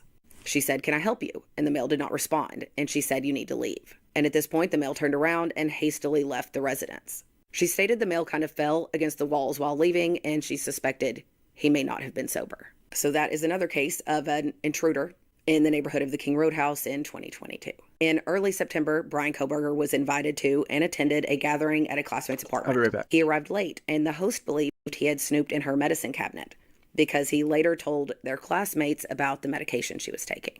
September 2nd through the 5th was Labor Day weekend, and that was the weekend that Kaylee and Jack Decor broke up. On September 11th, Kaylee went to lunch with some of her friends, and that is when she mentioned to them something about having a stalker. But like we talked about in the last video, sometime in September, Jack Decor also started receiving strange Instagram messages from someone with a spam account asking if they could pay him for Kaylee's nudes, which I think might have been what Kaylee was telling her friends about at lunch. Then in late September or early October, a girl in Pennsylvania matched with Brian Koberger on Tinder. They made plans to meet up when he returned home from winter break, but his questions made her uncomfortable, and she stopped talking to him, supposedly. I had to check then we on have grandma. a new September incident My fake that grandma. lands sometime in September. I do not have an exact date for this, but it is one that I took particular note of. So Connor recently released an interview from Hunter Johnson's roommate, Caleb Jacobson. And of course, I'm talking about Connor H8, our homie with the FOIAs. He's always getting the good interviews. Like I've told y'all 100 times already, if you don't follow Connor, you should. But in this interview with Hunter Johnson's roommate, who was named Caleb, he spoke about some incidents at his apartment building, the Whites, because that is where Hunter Johnson also lived. From the way Caleb described it, it sounds like it was just directly below Emily Alant's apartment. What if you could make a song using only your voice? Let's start with the drums. I'm going to hit drums. Hunter Johnson's girlfriend. Grandma's all right. But Caleb said that there were quite a few incidents at the Whites. Incidents like physical altercations in the parking lot. And he was kind of talking about this to the detectives, and the detective asked him if he was ever involved with any of those fights. And they redacted his answer, which I took to mean yes. And though they redacted that, the report on this interview gives us a little bit of detail. Did you really? In ISP number 98, they are interviewing Caleb Jacobson. And it says there are fistfights in his apartment complex and in the parking lot. He has witnessed 2 of the fights, and he was involved in one in which an unknown male walked into his apartment and punched him in the face. Other people with this unknown male broke up the fight. Caleb said the fight was in September, and he had never seen the unknown male or his friends in the area again. And in the audio of that interview, he talks about how no one at the Whites seemed to know who the unknown male was. Nobody knew that dude. And no one ever seen him again right, after philosopher. that. So a random dude who didn't live there, who nobody knew, walked into Hunter Johnson's apartment and punched his roommate in the face. Just a few months before one of his best friends, who lived across the street, somebody would walk into his house and kill him. I also got that. We paid the deposit on for the February 14th fight at the Whites. We paid that deposit. We're waiting on that. I mean, not waiting on it, but we just got to pay the rest of it before we'll get it. And there's fights all over this place. And they act like it's like a perfect little town, which it's a regular old college town. But they try to hide everything. And 3 other girls that live there. And this all happened just unprovoked. Somebody just walked in and punched this dude in the face. What was the reason? I'd like to know the reason for that. Because this also occurred not long before the quadruple homicide, but also not long after the random Jesus guy walked in the girl's house on Taylor. And also not long before Kaylee started talking about someone watching her from the trees and when she took the trash out. And also not long before, Ava Wood reported someone trying to open her door in the middle of the night. It's not thanks me. I mean, I order them, but it's with the help of all the subscribers. All I do is click buttons. I mean, I pay I put money up, but a lot of it is you guys. Couldn't do it without, I can't afford all these things. There was strange activity gearing up in Moscow. Then in October, early October, Kaylee sees someone watching her from the trees behind her house. Ashlyn Couch also reported that Kaylee saw someone staring at her near the dumpster when she took the trash out. Also, sometime in October, classmates started to notice injuries to Brian Koberger's The guy just walked in, punched him in his face, and he never seen him again. hands. One girl joked that he must have been punching the drywall. On October 14th. And Philosopher, if you want to help, the Cash App's at the bottom of the screen. And I think I got my PayPal going, and I think it's this. But I'm not sure. It would be Cash App is the best, because I'm not. My PayPal was froze for a little while. Now it's up and working, I guess, but I don't know. I haven't used it very much. Brian Koberger was pulled over at WSU. And also on October 14th, Ava Wood reported someone tried to open her door at 1 a.m. But now we need to add a little more detail and clarity into a few of these October incidents. The fights that we talked about in the past video. The audio of Mason Barstow's interview was recently obtained and released by Bronx Tales True Crime. This is her channel if y'all want to go check that out. And in that interview, Mason spoke about the fight at the sorority event. And according to Mason, this incident occurred in the parking lot of an event center where an Alpha Phi formal was taking place. Alpha Phi is Kaylee's sorority. Apparently a fight broke out there, and Connor Chestnut was involved in that fight. Mason said the fight involved Connor and another Delt, along with guys from another frat. And Mason said, quote, another one of our guys was just talking shit with a guy from another frat. And then he said that other frat guy went and got more guys and basically jumped the other Delt. So Connor jumped in, dropping bombs, dude, according to Mason. He also estimated that this event took place about 2 weekends before the crime, which would be the weekend of the 29th and 30th of October, Halloween weekend. So now at least we do know that there were 2 separate fights. One occurred on October 15th. That is the fight that Dylan Mortensen and Bethany Funk both stated there was a fight at their house and 2 guys got kicked out. Those involved were listed as JH, KD, which was Kai Davis, and AR or R. And that fight was a separate incident. The thing that I keep repeating again and again is But nothing ever happens in Moscow. With that one pain point that's waking you up at night and build. Then the October 29th, 30th fight at the Alpha Phi formal. So that's good to know, because we talked about that quite a bit in the last video, and I did not know if they were 2 separate events or the same incident. But they are separate incidents. So on October 15th, the fight at the King Road house happened. On October 17th, Kaylee was followed by the 2 men at Winco. On October 21st was when poor Buddy the dog got slaughtered by a human. And October 29th was when Connor and another Delt got into the fight with another frat in the parking lot of an Alpha Phi formal event. And on October 30th, Maddie posted her final TikTok, which showed a video of Dylan in costume and upset. And that now brings us back to the beginning of November, where we are supposed to be. Opening up November here, we have a very important timestamp, in my opinion. The very first date we have for November is November 3rd, when a care report was put in on Jack DeCour for his declining mental health. He said he had been struggling with him and Kaylee's breakup. MPD number 15 says that on November 16th, 2 people from the DOS office came to ISUB.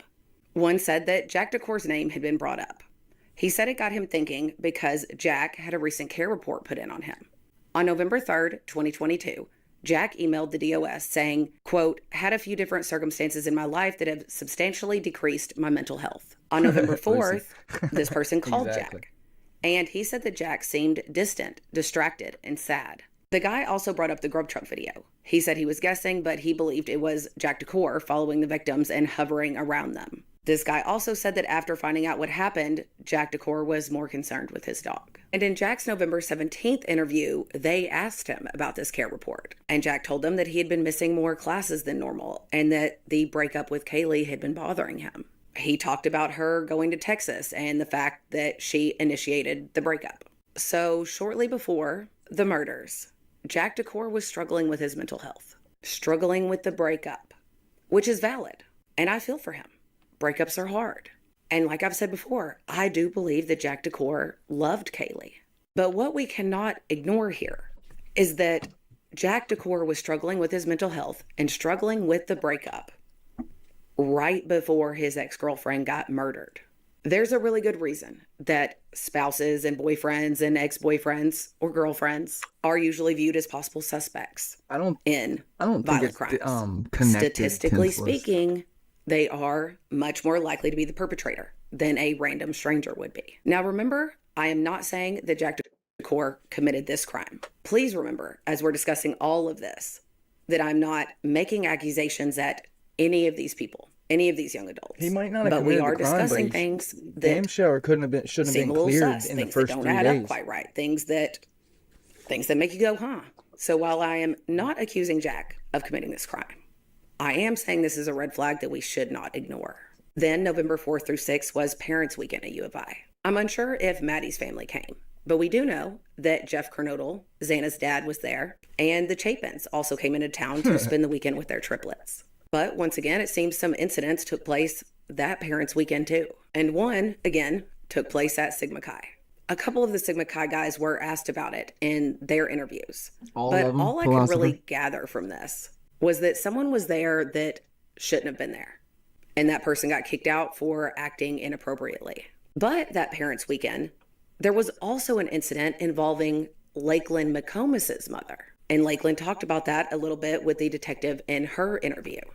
Lakeland's interview came from Christie's Chaos. And here is a clip of that audio. I'm actually going to ask you about if something happened over Parents Weekend that might have happened with your mom in the trailer. Did you hear about anything like somebody getting rowdy and like getting asked to leave? Oh yeah. There was a guy, I mean he's my friend, but he was like really drunk and he was like kind of like saying stuff to like some of the other parents in the trailer, and then he went up to one of the moms and like not really like hit her hard, but like with an empty plastic water bottle and kind of like hit her on the top of the head. Okay. And then he was asked, like my mom like asked him to like. And this was a student? I'm not sure, philosopher. Okay. I know. Who was that? They collected his knife. Okay. And was that like add a character for him or like just? I mean, he's usually kind of like an asshole, especially like when he's drunk. And like I know he's like gotten like kind of like physically like rowdy before. So I wouldn't say it's like out of the ordinary. And were you there? Like, did you watch this happen or whatnot? Or I watched him hit the mom in the head with the water bottle, but then I heard from like other people that like he was like kind of like saying like comments or something to the parents. But then like I was there, like I was watching like when my mom like asked him to leave and like he got out of the trailer and. Okay. I do not know if this is all the same incident.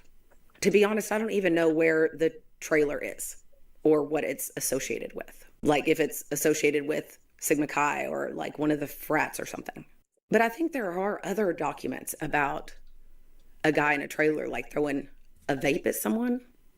And I don't have that listed here, and I actually need to look that up. But what is it with Parents Weekend and weird incidents? Seems like people start acting up when the parents come into town. We do know that Parents Weekend that Kaylee's parents didn't go to Moscow. We know that because she went to them. That same weekend was when Kaylee left Moscow to go spend a week in Coeur d'Alene with her family. But I realized that I do keep saying in Coeur d'Alene.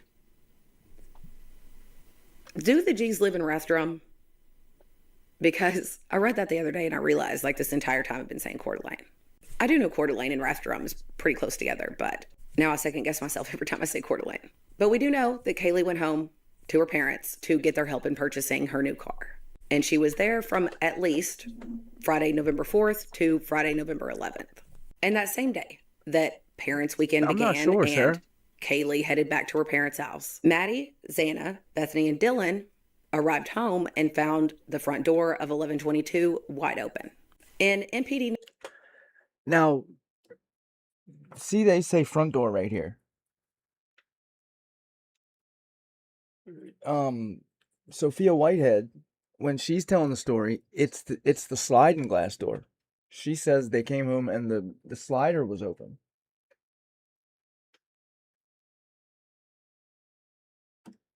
.90, which is Bethany's interview, she said on November 4th around 10:57 a.m. they came home and found the door open. The girls went inside and grabbed golf clubs from the spare bedroom closet on the first floor. Then they all walked around the house with the golf clubs to check the house. And Bethany said Kaylee was not home for this incident as she had gone home for the weekend. Bethany then also said that the hinges on the door were loose, but Xana's dad fixed it before he left that weekend. Now, I'm not sure I believe that the wind blew that door open the weekend before 4 people were murdered in that house. No, absolutely but I do not. find it interesting that when the girls were scared and they thought they needed a weapon, that their first thought was to go grab those golf clubs out of that closet. We've talked about those golf clubs before and how I think they could be a possible other weapon used against Kaylee. Then November 6th marked not just the end of Parents Weekend, but also AI. Just generating. AI. Tim, with Monday Sidekick, AI is time change. The clocks wasn't there one back. with like a I put this down pickup truck because with a clocks trailer changing the weekend on the before bed? could be important, and it will come up again shortly. Then on Monday, November 7th, Maddie's stepmom, her father, Ben Mogan's significant other, was arrested for possession of a controlled substance. It is worth noting that this quadruple homicide took place in the middle of one of the largest multi-agency drug task force operations that's ever taken place in Idaho and Washington. And they were targeting the trafficking rings of the Aryan Knights and their cartel connections. The arrests of Maddie's stepmother and Xana's mother in these stings could be relevant. I don't know. And I have both of them requests in.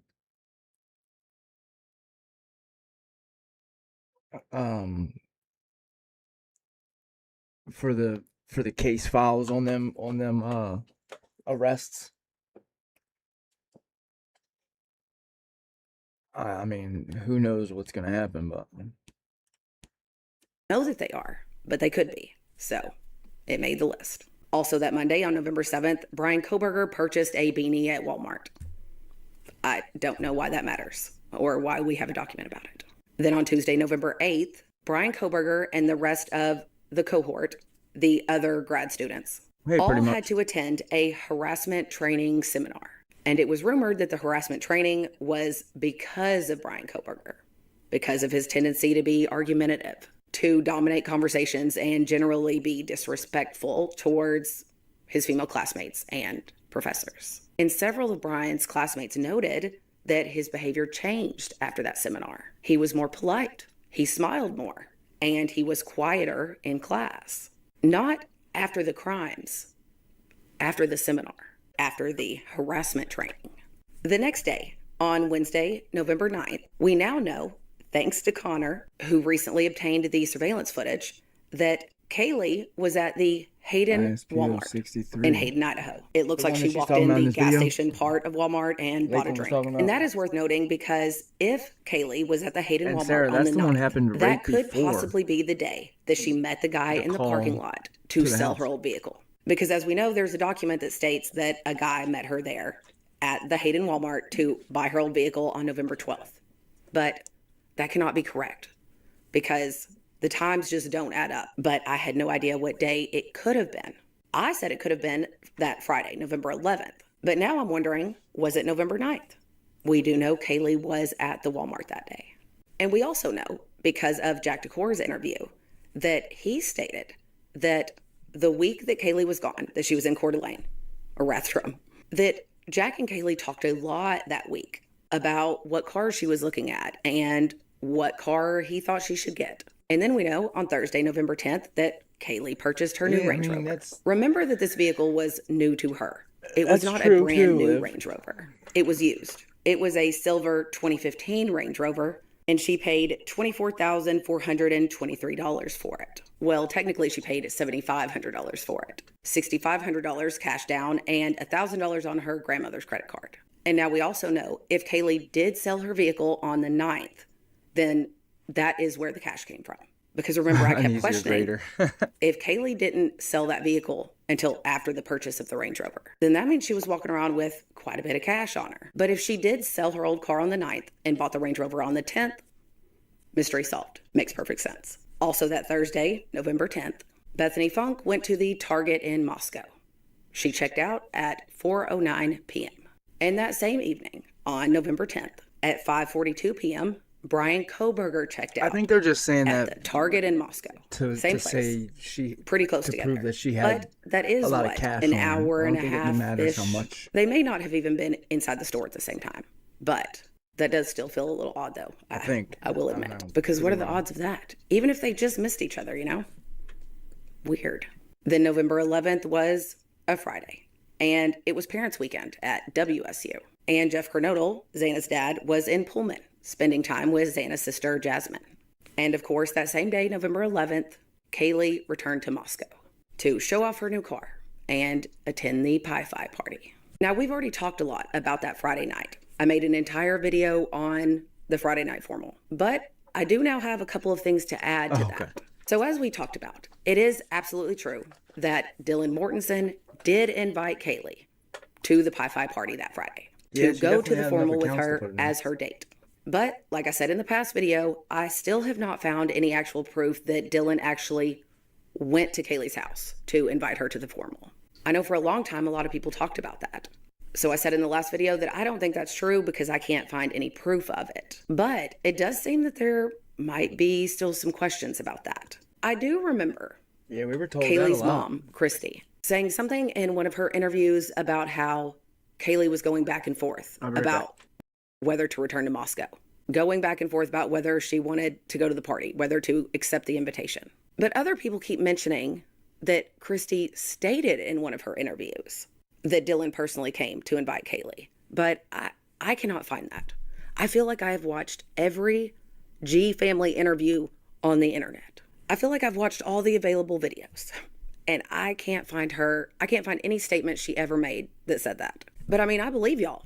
So if somebody could tell me where to find that, I would love to see it. So if you remember Christy G ever saying anything like that, point me in the direction of where to look for it. However, somebody in the comments of that video did point me in the direction of the speech that Dylan wrote that was read at the memorial service. And somehow I completely missed this. So I'm going to clip it in here. And Kaylee was one of the most hardworking, strong, driven people I have ever met. If she wanted to do something, she'd work for it. She was the kind of person that I look up to. She, like Maddie, had her whole life together. A few weeks ago, she had bought a Range Rover all by herself. When I went to see her and she had a brand new Range Rover, I remember just thinking, holy crap, Kaylee, I'm so proud of you. And she was able to buy it all by herself. See, she said, when I went to see her, she had a new Range Rover. Like Dylan is saying, she did go see Kaylee while she was at her parents' house. Because when else would she have gone to see her when she had the new car. I think she can only mean one of two things here. All right, I'm that back. either Sorry she about that. did, in fact, go to see Kaylee while Kaylee was spending that week at her parents', which seems odd to do anyway, because it's not like Kaylee had been gone for months. It's not like she had permanently moved home. Why would Dylan follow Kaylee out of town after she only left for a week? Or Dylan could mean when I went to see her, she had a new Range Rover, as in when Kaylee got back into Moscow and Dylan went outside to see her. But I do feel like if Dylan herself had been speaking and said that, I could probably buy that second explanation. That's what I was thinking, Sarah. That's why they put that's why it was being watched, and that's why it got tore down. Because they didn't want somebody to come back and retrieve the drugs that they didn't find, if there was, you know what I mean?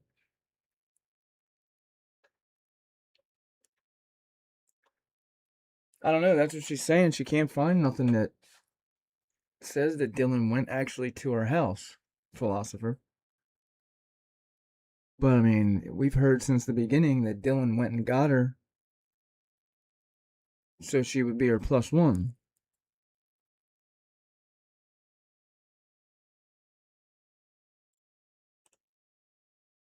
Because obviously, Dylan's gift is not the gift of words. She tends to talk in this pretty confusing way, but she wasn't speaking. She wrote this speech that someone else read. She wasn't up there herself, stumbling over her words or struggling to express what she was trying to say. She got to think about what she wanted to say and then write it down for someone else to read. So I would think that if she meant when Kaylee got home with a new Range Rover, I went outside and saw her, then that's what she would have wrote, not when I went to see her. And y'all, if Dylan Mortensen actually went to Coeur d'Alene, her restaurant, she physically traveled an hour and a half away to personally invite Kaylee to come back for the Pi Phi party, for that sorority formal, to convince her to return to Moscow that weekend. That changes things for me. In my eyes, that would put Dylan Lucy. in a completely different light. Because listen, I have a lot of thoughts about the girl, okay? I think most of us do. And we will circle back to my opinions on Dylan further down the timeline. But I will say, if Dylan, for a fact, did show up in person to get Kaylee to come back to Moscow, it will change the conclusions that I've reached about her thus far. Yeah, but without a car, not I mean, in a good way. Somebody would have had to take her. Reached the conclusion that Dylan had not gone in person. But that statement in Dylan's speech kind of put it back into question for me. And I feel like the answer to that could be important. Because seriously, why would she do that? Philosopher, why would she put in... There would be another person that said, hey, I took her.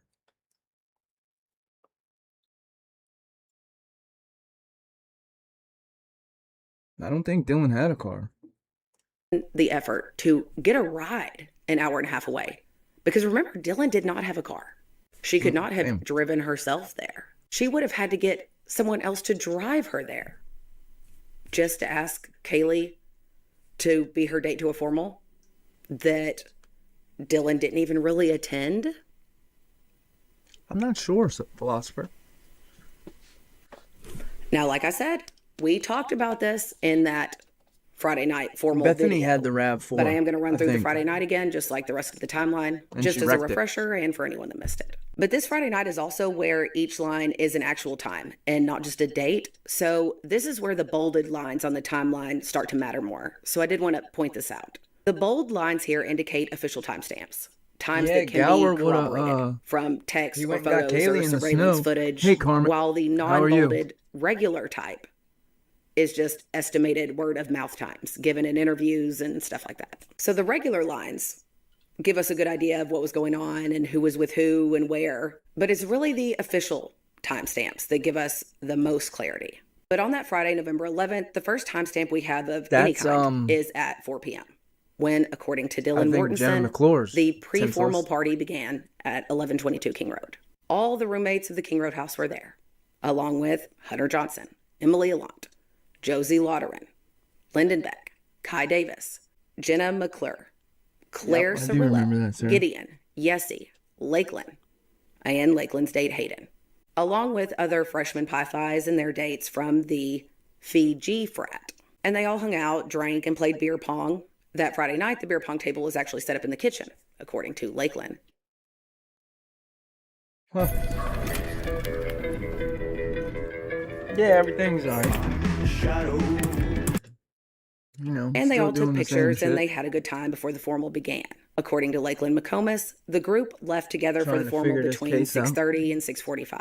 She said they had to be at the sorority at 7. But according to Dylan, she and Kaylee, who went as Dylan's date, called a Sobro to take them to the formal at 7:15 because they had to be there at 7:30. So the time frames given by Lakeland and the times given by Dylan are slightly different. But I don't think that either of them are lying. But this is the perfect example of the problems with the non-official timestamps. 2 people can be at the same place at the exact same time and give 2 different times and 2 different versions of events, and both believe their version to be true because it's the way they remember it. So to me, some discrepancies between statements is to be expected. It's when people start to contradict their own statements or conveniently forget large chunks of time or events that it's really worth noting. So on that train of thought, it is worth noting that there are contradictory statements from Dylan about whether or not they even attended that formal. In Dylan's November 17th interview, I thought she they first weren't told allowed Detective to Gooch attend that that's me why and they my had a friend, party of themselves. Redacted, ended up not going to formal. We went to Redacted's house and then just came back home and like kept drinking and partying at my house. And then it was like more of a smaller party.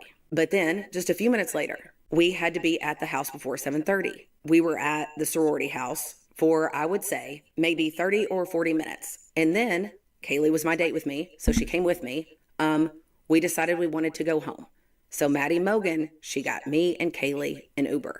So first, Dylan says that her and some redacted friend ended up not going to the formal. But then she says her and Kaylee went for 30 to 40 minutes and then Maddie called them an Uber back. Either way though, why was the formal she either didn't go to or went to and they only stayed 30 to 40 minutes important enough for Dylan to show up to personally ask Kaylee to be her date? This is why I believe it is important if that is true. And Jules also reminded me of another reference to that formal that was in the James Patterson Idaho 4 book that I completely forgot about. In chapter 18 of the Idaho 4 by James Patterson, it says, the residents of 1122 King Road start pre-gaming at around noon for the Pi Phi formal. They have no intention of going to the official formal. That would entail a bus ride and staying sober beforehand in the sorority house. The older girls who officially left Pi Phi the year before wouldn't even be allowed in. The youngest two, Dylan and Bethany, prematurely left the house to live off campus and are loyal to Maddie, Xana, and Emily, so they won't receive a warm welcome. Remember that book, the James Patterson book, is written almost completely from friends and family interviews. It was written before the plea deal was even taken. And when you read it, you can clearly tell that Emily Allant's statements and her talking to the author filled up a pretty good bulk of this book. You can tell by how many times she's mentioned in various passages. But that tells me that Emily knew, or whoever the friend was that talked to James Patterson about this, that they knew that Dylan and Bethany didn't really have any intentions of actually going to the formal. Which also brings me to the question of even if Dylan didn't personally, physically go to invite Kaylee, she still invited Kaylee to be her date, still wanted her to go, was trying to talk her into going. Kaylee was going back and forth about it. If Dylan had no intentions of going, why was that a big deal? What was the motive for her wanting Kaylee to come home so bad? It does also seem odd to me that Dylan wasn't even hanging out with Kaylee after they got back from the formal. She didn't hang out with Kaylee the rest of the night. Dylan said that it had to piss Dylan off when they got the Uber back that Maddie called them, that she went to the Whites where Xana and Maddie were before going back to 1122, where Jenna McClure, Zach McClure, and Yessie were hanging out. But Dylan said she didn't know where Kaylee was, that they didn't really talk once they got back, which seems a little weird too. I also noticed that Dylan didn't really say anything about Bethany when she was talking about that Friday night. She didn't say anything about if Bethany went to the formal or if Bethany stayed at the formal when they left. She didn't mention Bethany after the formal. Yeah, the movements of the employees throughout MPD, who moved up, who moved out, that's crazy. There's a lot of people that got promotions. And Bethany doesn't really say either. I don't think they even asked her about the Friday night formal. And I do find it a little odd how much they didn't ask Bethany about a lot of things. How they didn't even seem that concerned about where she was at any given time. And I noticed there's not much said about Kai Davis either.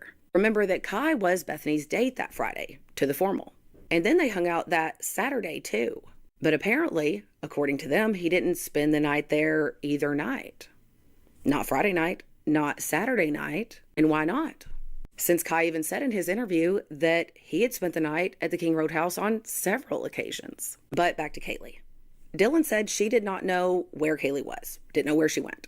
Dylan said she thought Kaylee was either in her room or at the club, which is polar opposite possibilities there. But after saying that she and Kaylee took the Uber back between 8 and 8:20, Dylan doesn't really give time frames for anything else after that. But even though we don't know exactly where Kaylee was, we do know that at 10:05 p.m., Kaylee texted Jack DeCore, "Call me," while he was at work. Jack talks about this in the audio of his November 17th interview. According to Jack, it was slow at work that night, so he answered the phone when Kaylee called. And Kaylee asked what he was doing, and then said that he should come over. Jack told her that he would be off work in about 20 minutes. However, it was 11:35. I never heard of the skater girl that's Dylan's friend. About an hour and a half later, when Jack texts Kaylee, "Can I come over?" And then Jack said that Kaylee said no. Jack said that he called her, and she told him it was not a good idea. But the way he explained this in his interview, it made my hair stand up. Especially when this text exchange between Jack and Kaylee first came up, and Jack acted like he did not remember that. Like he didn't know what they were talking about. Kind of reminds me of another phone call between Jack and Kaylee. A 17-minute one. However, this time, Jack did suddenly recall. But just listen to what Jack said about this. I cut a clip. And then on the 11th, Friday, she sent you a message, says call me. Confronted. At 10:05 p.m. And then the next day at 3 in the afternoon, she says, "Jack, we share a dog. Can you please answer the phone?" Why aren't you answering the phone? I'm not sure. Was I at work at that time? I don't know. I did work Friday night, but I didn't know if that's when you said that one. Yeah, 11. No, this was the day before. It's Friday. Did you work on Friday too? I work Friday, Saturday. Usually Thursday, Friday, Saturdays. Okay.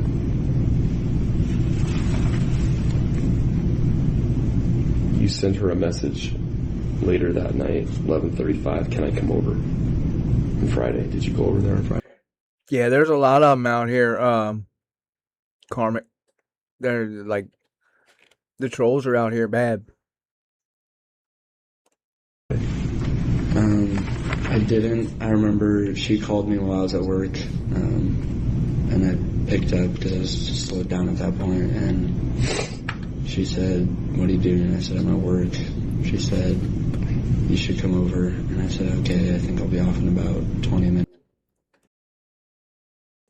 That's why I ain't really been going live. Everybody says, "Oh, I'm lying about shit. I'm not getting FOIAs," and I'm the only one on here. Well, not the only one, but this channel ain't monetized or nothing. This shit don't. Fuck them motherfuckers. And I got off work. I drove home, and that's when I texted her and asked if I can come over. Friday. Then she said no, and I believe that I called her, and she just said it's not a good idea, because I hadn't come over really since we broke up. But we just kind of been talking a lot the last week, and yeah, she I guess changed her mind. I don't know if she's just seeing if I would come over if she asked or what, but the way Jack says, I guess she just changed her mind. I don't know if she was just seeing if I would come over or what. Makes it sound like he felt like Kaylee was playing with his feelings. And that also makes my hair stand up. And to me, this... Yep. Faking my granny. I'm faking living in my granny's. also means something else, something important. That on Friday, the night before the quadruple homicide, that Kaylee and Jack DeCour got into a fight. Or at least Jack got super pissed. Because as we will see later down the timeline, it looks like harsh words may have been exchanged the next day. But this also raises another question, because we can deduce that if Kaylee texts Jack at 10:05 saying he should come over, then at 10:05, Kaylee was at home. She wouldn't have invited him to come over if she wasn't there. So what changed between 10:05 p.m. and 11:35 p.m.? According to Dylan, remember, Kaylee was not at the small party at the King Road house. Dylan didn't see her the rest of the night. Dylan said she didn't know where Kaylee was. And even though she remembered Maddie coming home at some point, she couldn't even say if Kaylee ever came home. So where was Kaylee? Who was she with? Was she with someone? And that's why she suddenly changed her mind about seeing Jack. We know she wasn't with Mason Barstow, the other guy she had been talking to or seeing or whatever. Because according to Mason, Kaylee had been ignoring his texts for the past week. And that's why Kaylee was apologizing to him when she ran into him at the White's party. So we kind of have a blank spot here for Kaylee that Friday night. But wherever she was, and whoever she was with, or whatever she was doing, it caused some kind of upset between her and Jack DeCour that night. Because remember, according to Jack, they had been talking a lot that previous week. Then Kaylee gets back into town. She invites him to come over, but then she abruptly changes her mind before he does. But after he agreed to. I do understand why Jack thought Kaylee could have been leading him on or playing with his feelings. Maybe she was. We don't know. But I think it's more likely that Kaylee found something else to do in the meantime. She was doing something else. Or maybe there were just people at the house that she didn't think Jack would get along with. I mean, I really don't know, because no one seems to know exactly where Kaylee was after 8:30 p.m. on that Friday night. And even 8:30 p.m. is nothing but an estimate. The only other timestamp that Dylan gave was she told detectives that after the party, she was in bed a little after midnight. And she said she was sure of that time because she had a photo of herself in her bed at 12:15 a.m. And that is the first timestamp we have for November 12th, 2022. I was really hoping to get more done today, to get further down the timeline. I was shooting for about 4 p.m. on November 12th to be our stopping point today. But I am already out of time, guys. Got to make a post office run to pick up things for little James. But that reminds me, thank you so much to anyone that donated or sent little James a letter. I have been gutted over this, but the response from the TikTok I made about James has been so beautiful and heartwarming and overwhelming. So much love from all over the world, and it is so incredible to see. If you need proof that people are good, go visit my comment section on that video. It will restore your faith in humanity. But luckily, guys, I do have a lot of the rest of this timeline already written up, so it will not be 3 weeks or 2 weeks or even a full week till I get the next one out. So don't worry, I'm not going to disappear again. Pinky promise. Sorry for cutting this one a little short. I'll be back. All right, give me 1 sec, guys.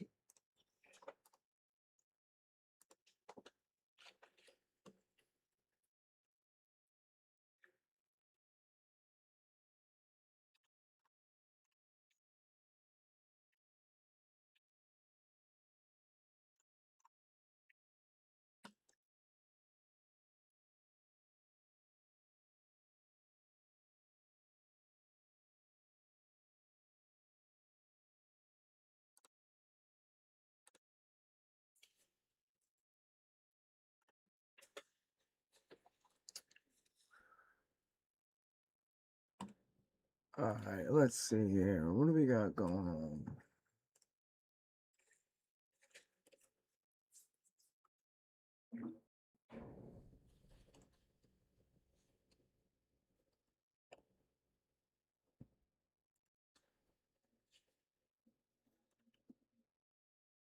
Don't go nowhere. We're still here.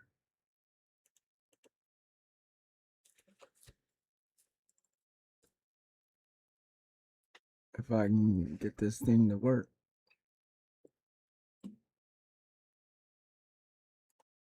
Maybe.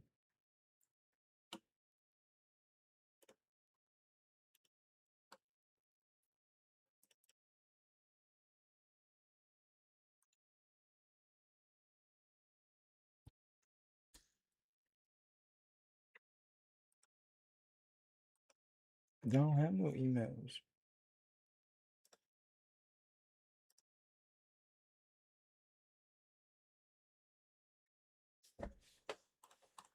All right, let's see here. Excuse me.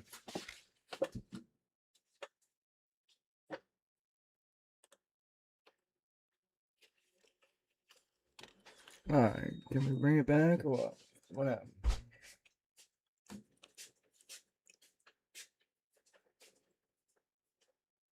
Yeah, I like Mark B.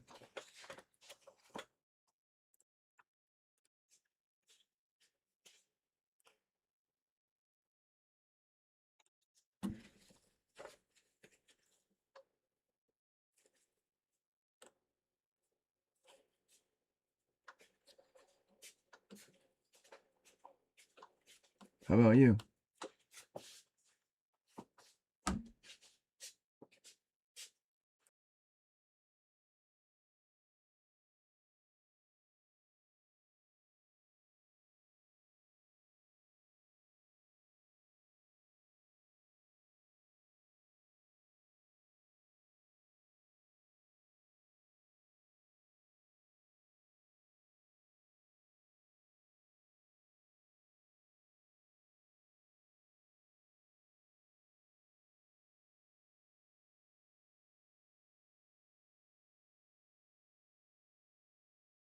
Oh, I was muted. Thank you, Leah. It's just like people just think this shit. They somebody who's never even requested a FOIA bitches about.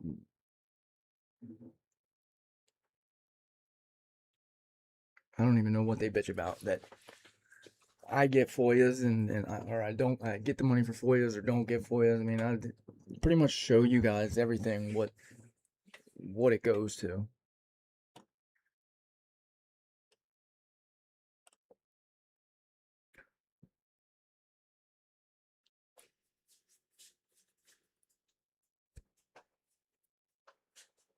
I put everything where it's supposed to go.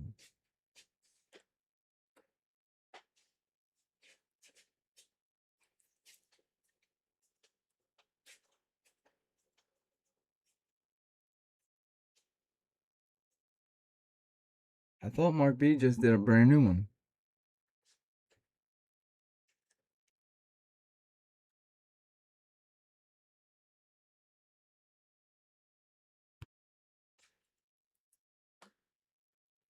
Man, I'm just doing it to figure out what's going on. I appreciate it. Appreciate you thanking me.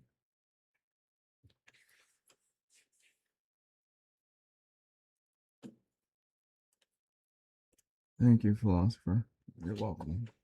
I said thank you and you're welcome. Moderator. We gotta make you blue, bro.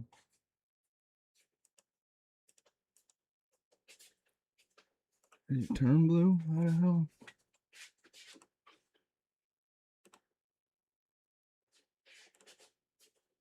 There we go.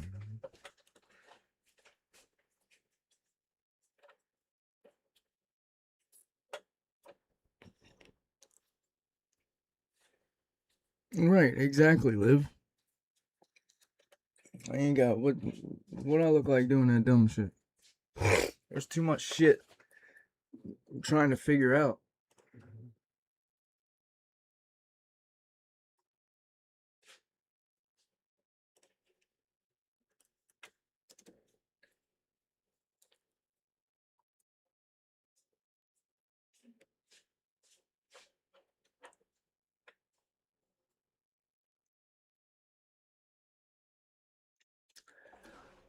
Cause I'm not. I mean, let them talk. Let them say whatever they want. I mean,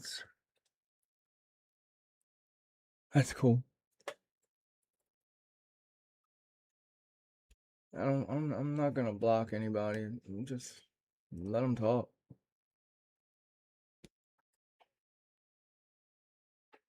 I thought more people put one out today.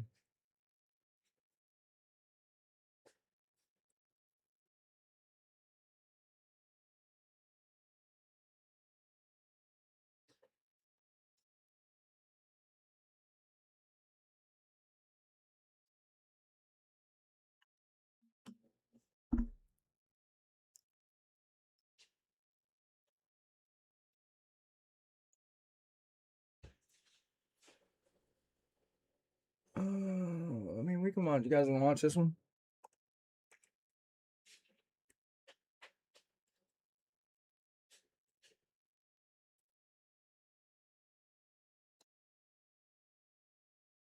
Right, that's true.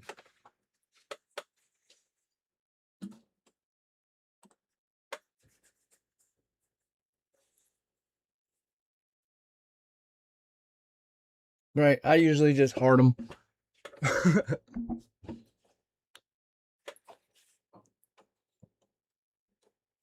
That's true, Edie.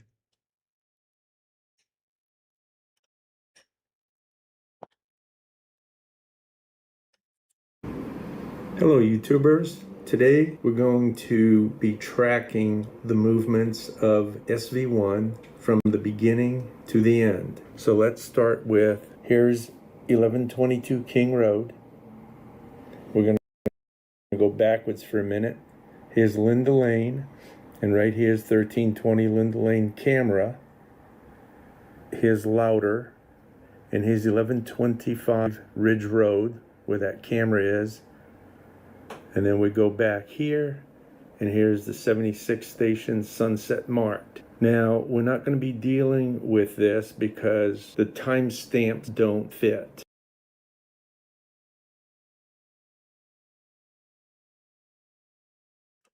Sorry, hit the wrong button. Yeah, I did see that, Liv.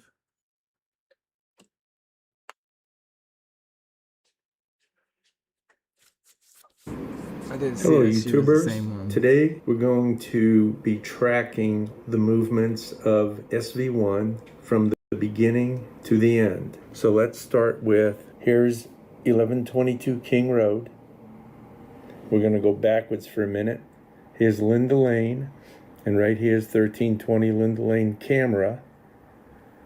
Here's Louder, and here's 1125 Ridge Road, where that camera is.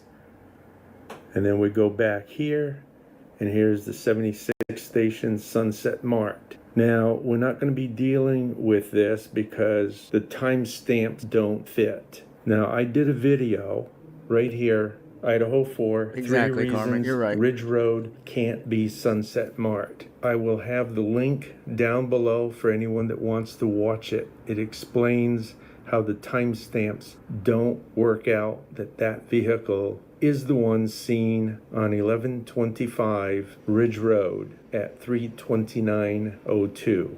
So back to the map. Here's Sunset Mark and 1125 Ridge Road. And the first sighting of SV1 is approximately right here. You see it driving up on camera.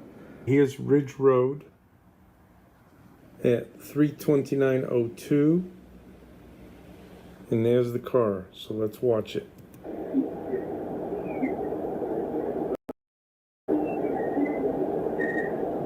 There it goes. And the time now is 3:29:08.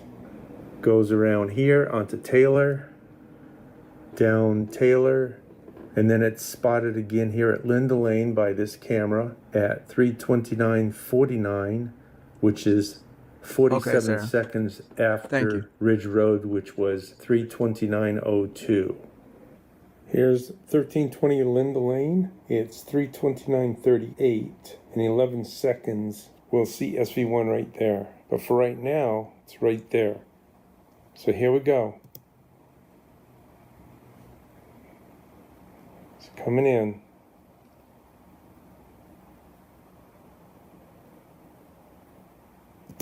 There's SV1. 3:29:49 on 1320 camera. Headed to 1112 camera.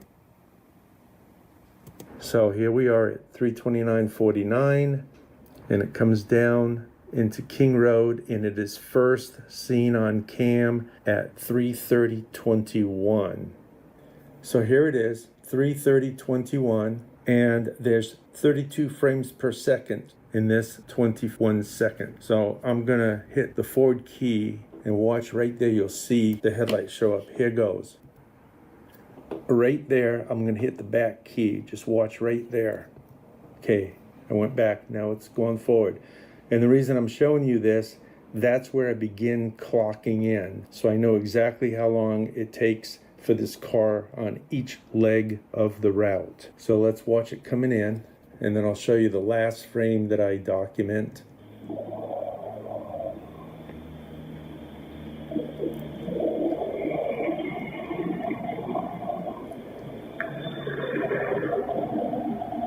Now right here, you see the taillight? That's the actual taillight. That's not a reflection. So I gotta wait till after this. I can't look at my email while I do this. While the video is playing, it slows the whole shit down. So if anybody emails me or like with the donations, I can't see until after. But I'll check them.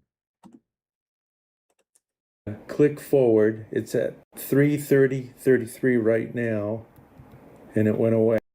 So when it came in, it was exactly 3:30:21 and 29 of 32 frames. To last seen entering, that very last frame that you can see the vehicle, was 3:30:33, and it was the 10th frame of 32. So that took 11.4 seconds to come in. Okay, so we have a chart here, 11:12, King entry and exits seen on 1320 cam. There's 22 vehicles. All vehicles included from 1:56 a.m. to 6:43 a.m., which is the Sounds end like my of world, the do you live? 1320 video. And the 1:56 a.m. is the earliest of any cars seen on that camera coming into the King Road area. So let's go directly to 3:30:21 SV1 could be seen right, Sarah. entering, 32 seconds. So let's have a look how that rates against all the other ones. Okay, so there's a 31 second, 22. That's the fastest one right there, 19 seconds, 23, 26, 27. There's SV1, the one we just looked at, 32 seconds. Here's 27, 28, 23, and 26 seconds. This one was the slowest one of all of them coming in. Now, let's have a look at this chart. King to Queen Road entry on 11:12, 14 vehicles. But let's start with 3:30:21, 11.4 seconds. The star is SV1. When it came in at 3:38, that was 9.5 seconds. At 3:56, it was 8.8 seconds. And the last time it came in was 4:04:57. That was 8.6 seconds. So you can see the 3:30:21 was the slowest of all of its runs. Okay, this is the 1330 Linda Lane camera. We just watched the last frame of the car leaving the 1112 camera coming up this direction. So now we're going to start playing, and in about 22 seconds, we're going to see the headlight showing up right around here someplace. You see the lights in the trees lighting up right now. It's on the way in. At about the 55-second mark, we'll see the headlight. There it is. Okay, now I'm going to back it up a little bit. Okay, the next frame I'm going to hit forward right there. Watch right there. Here we go. There's the headlight. The time from the last frame seen on 11:12 camera to this headlight on 1330 cam, I've timed it, and I'll show you a chart in a little bit. Now we're going to let it roll, and the next stop will be a light reflections on 1127 Jack D's house. 3:31:15. In 2 seconds at 3:31:17, we're going to see light reflections. Unfortunately, I can't have the timestamp all the way across here, so I'll let you know when I hit the button, and 2 seconds later we'll see the light reflections. Here goes in 2 seconds right now. There it is, and that lasts about 4.5 seconds. That's the end of that. 3:31:23, which is past the light reflections. Now we're going to have a look at Snyder's body cam to show where that vehicle most likely parked on the alley. Okay, this is the parking lot behind 1122. Snyder is out putting out the yellow tape. He's going to be walking straight ahead, and he's going to take a left after that second vehicle down there on the left, and then I'll show you more. There's the second vehicle right there. Now he's going to take a left into the alley that goes down to Queen Road. The 1122 house is immediately on the left. So here we go. I'm actually going to go slow because this thing moves so fast. I want to show you. Now, the vehicle came around here. It's possible it parked right here. There's only 2 possible parking spaces. It might have had to make an extra maneuver to get in here. I'm not sure. But I'll show you the next spot that I think it parked, where it actually parked, but it could be here too. So here we go. So this is a Honda CR-V right here. That was parked all night. I checked all my records of all entries and exits. Every vehicle in this lineup, except for the Blazer, which is the middle one, I'll show you that in a minute, has been parked here all night. This car, the Dodge Caravan right behind it, right here, this white one's been here all night.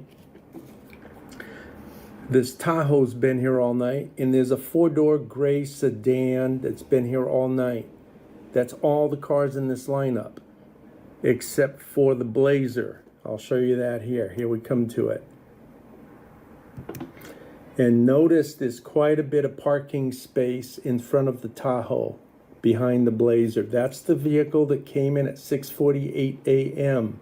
So this parking space was open from 3:30 on. He's good at the tiny all the details. way to 6:48 when this vehicle parked here. This parking space, I believe, was used by SV1. Okay, let's keep moving. See how much space there is? Let me back up a little bit. There's space in front of the Blazer. There's a lot more space behind the Blazer. Here we go. Look at all that space behind the Blazer. So it would be easy for SV1 to come down the alley and simply swing in there. He doesn't have to pull up and then back up. So that is the spot I believe SV1 was using whenever it parked. And one of the times I feel it parked is when Molly came down the alley. That's exactly where it was parked. We'll get to that later. Also, I think I hear car doors. I'll let you guys decide shortly. And it's a lot easier to hear the car doors on 1112 camera if it's parked here than if it's in that first spot I showed you.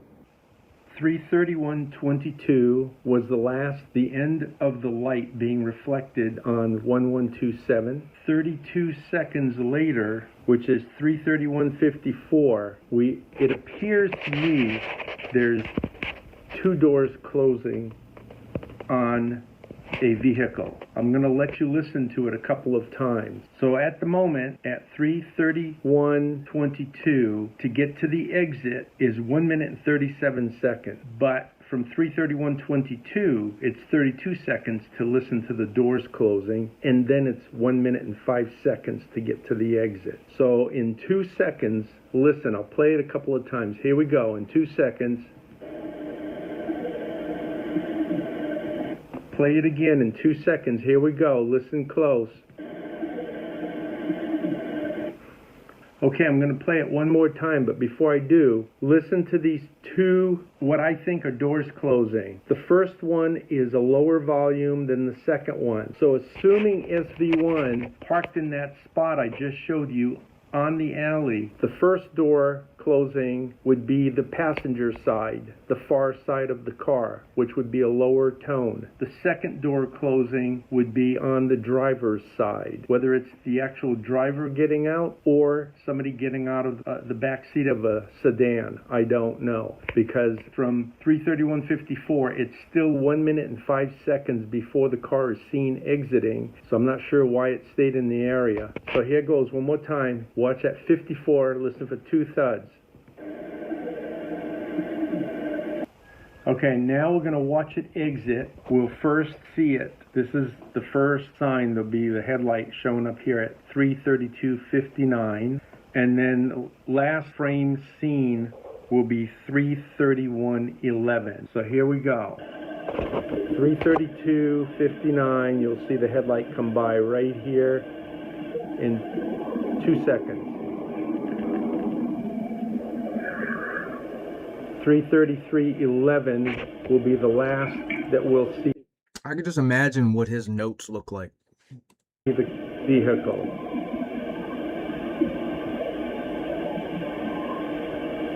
There it goes. It's gone up to Walenta. We'll have a look at it shortly.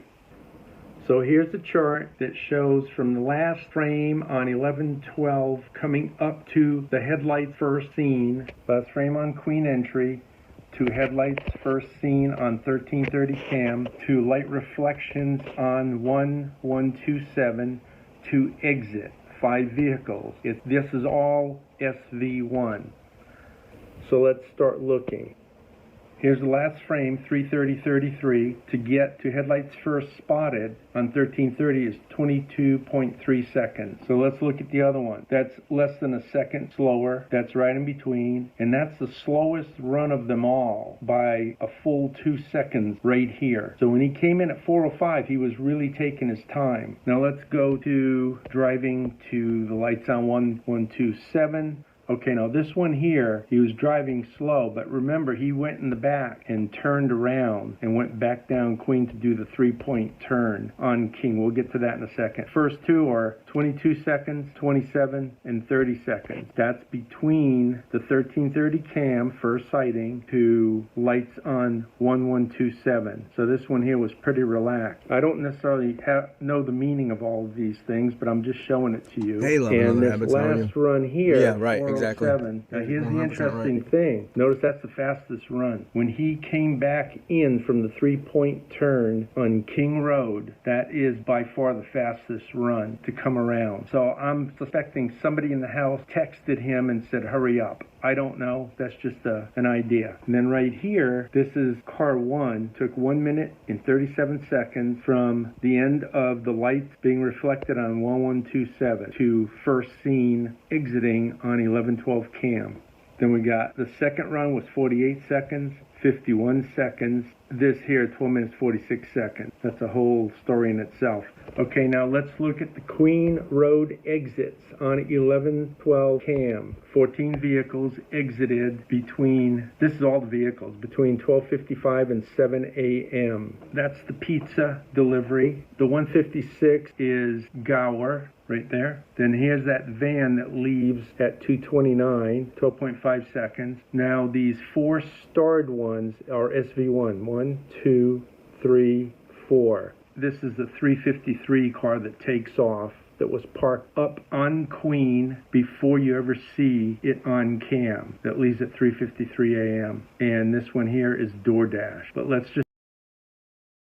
Okay, Carmick, I can't check it while I'm on live because with this computer, if I check my email while I'm running live and running a video, it'll freeze the whole thing up. So I'll check it. Thank you. Just compare SV1. 12 seconds, 12.5, 12.1, and the last one exiting is the 420:47 second one, 4.5 seconds. And the 424 SUV leaving, 10.4. The Hunter, 10 seconds. And then the 538, I don't know who it is. And the 552, the 8-second run, I don't know who that is. I don't know who the 658 is. SV1 was last seen at 3:33:11, leaving right here, the last frame we saw it. Now the very first frame we're going to see, because he, and of course it could be a woman driving, comes up on Walenta. So the first frame we're going to see, I'm going to move it ahead right now. You'll see the headlight. Right there's the headlight. I'm going to back up. It'll... Sarah, was that today with Miss Potts? Disappear. Watch right now. Okay, see, and that's 3:33:35. So now I'm going to let it move forward and it'll go all the way here. Take about 4 seconds. So it left here at 3:33:11, so that's about 24 seconds for it to get up to here. Here we go. See it a little bit more. There we go. Right there's the end. Okay, that light right there, that's the last frame that we see it. Watch it disappear. Disappeared. That's the last frame. Now it's back there. 333.40. So from 333.35 to 333.40. Now let's have a look at the chart. Okay, these are all the vehicles that went southbound. That's the direction the vehicle was that we just looked at, SV1. 12 vehicles from 12:55 a.m. to 7 a.m. But we're going to focus in on this one here. That's SV1. It took 4.3 seconds to clear. And that's after the 112 exit, 333.11, which was 23.3 seconds. So let's take a look at the 4 SV1s. First one's here, second one there. Okay, so 4.6 seconds on the second one. 12.4 seconds, that's while Molly's there. And the very last one, 2.6 seconds. That's pretty quick. That's the pizza. I'm not sure who this is. 5.3 seconds, 4.6, 3.9, 4.8, and the last one, 5.1. And now SV1 is heading along Ridge Road down to be seen on the Paradise cameras. Okay, that light right there, that's the last frame that we see it. Watch it disappear. Disappeared, that's the last frame. Now it's back there, 333.40. Okay, here's the map, 1122 King Road.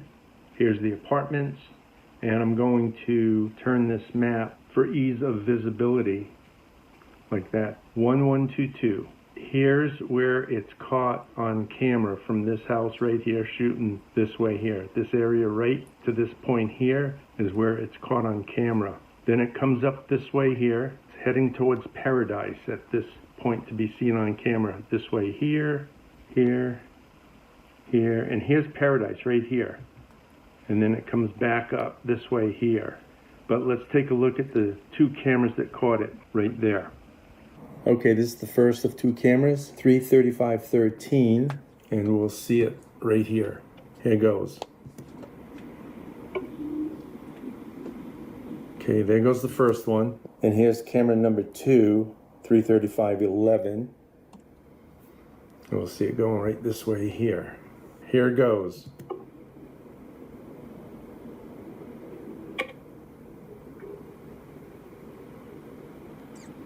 There it goes west on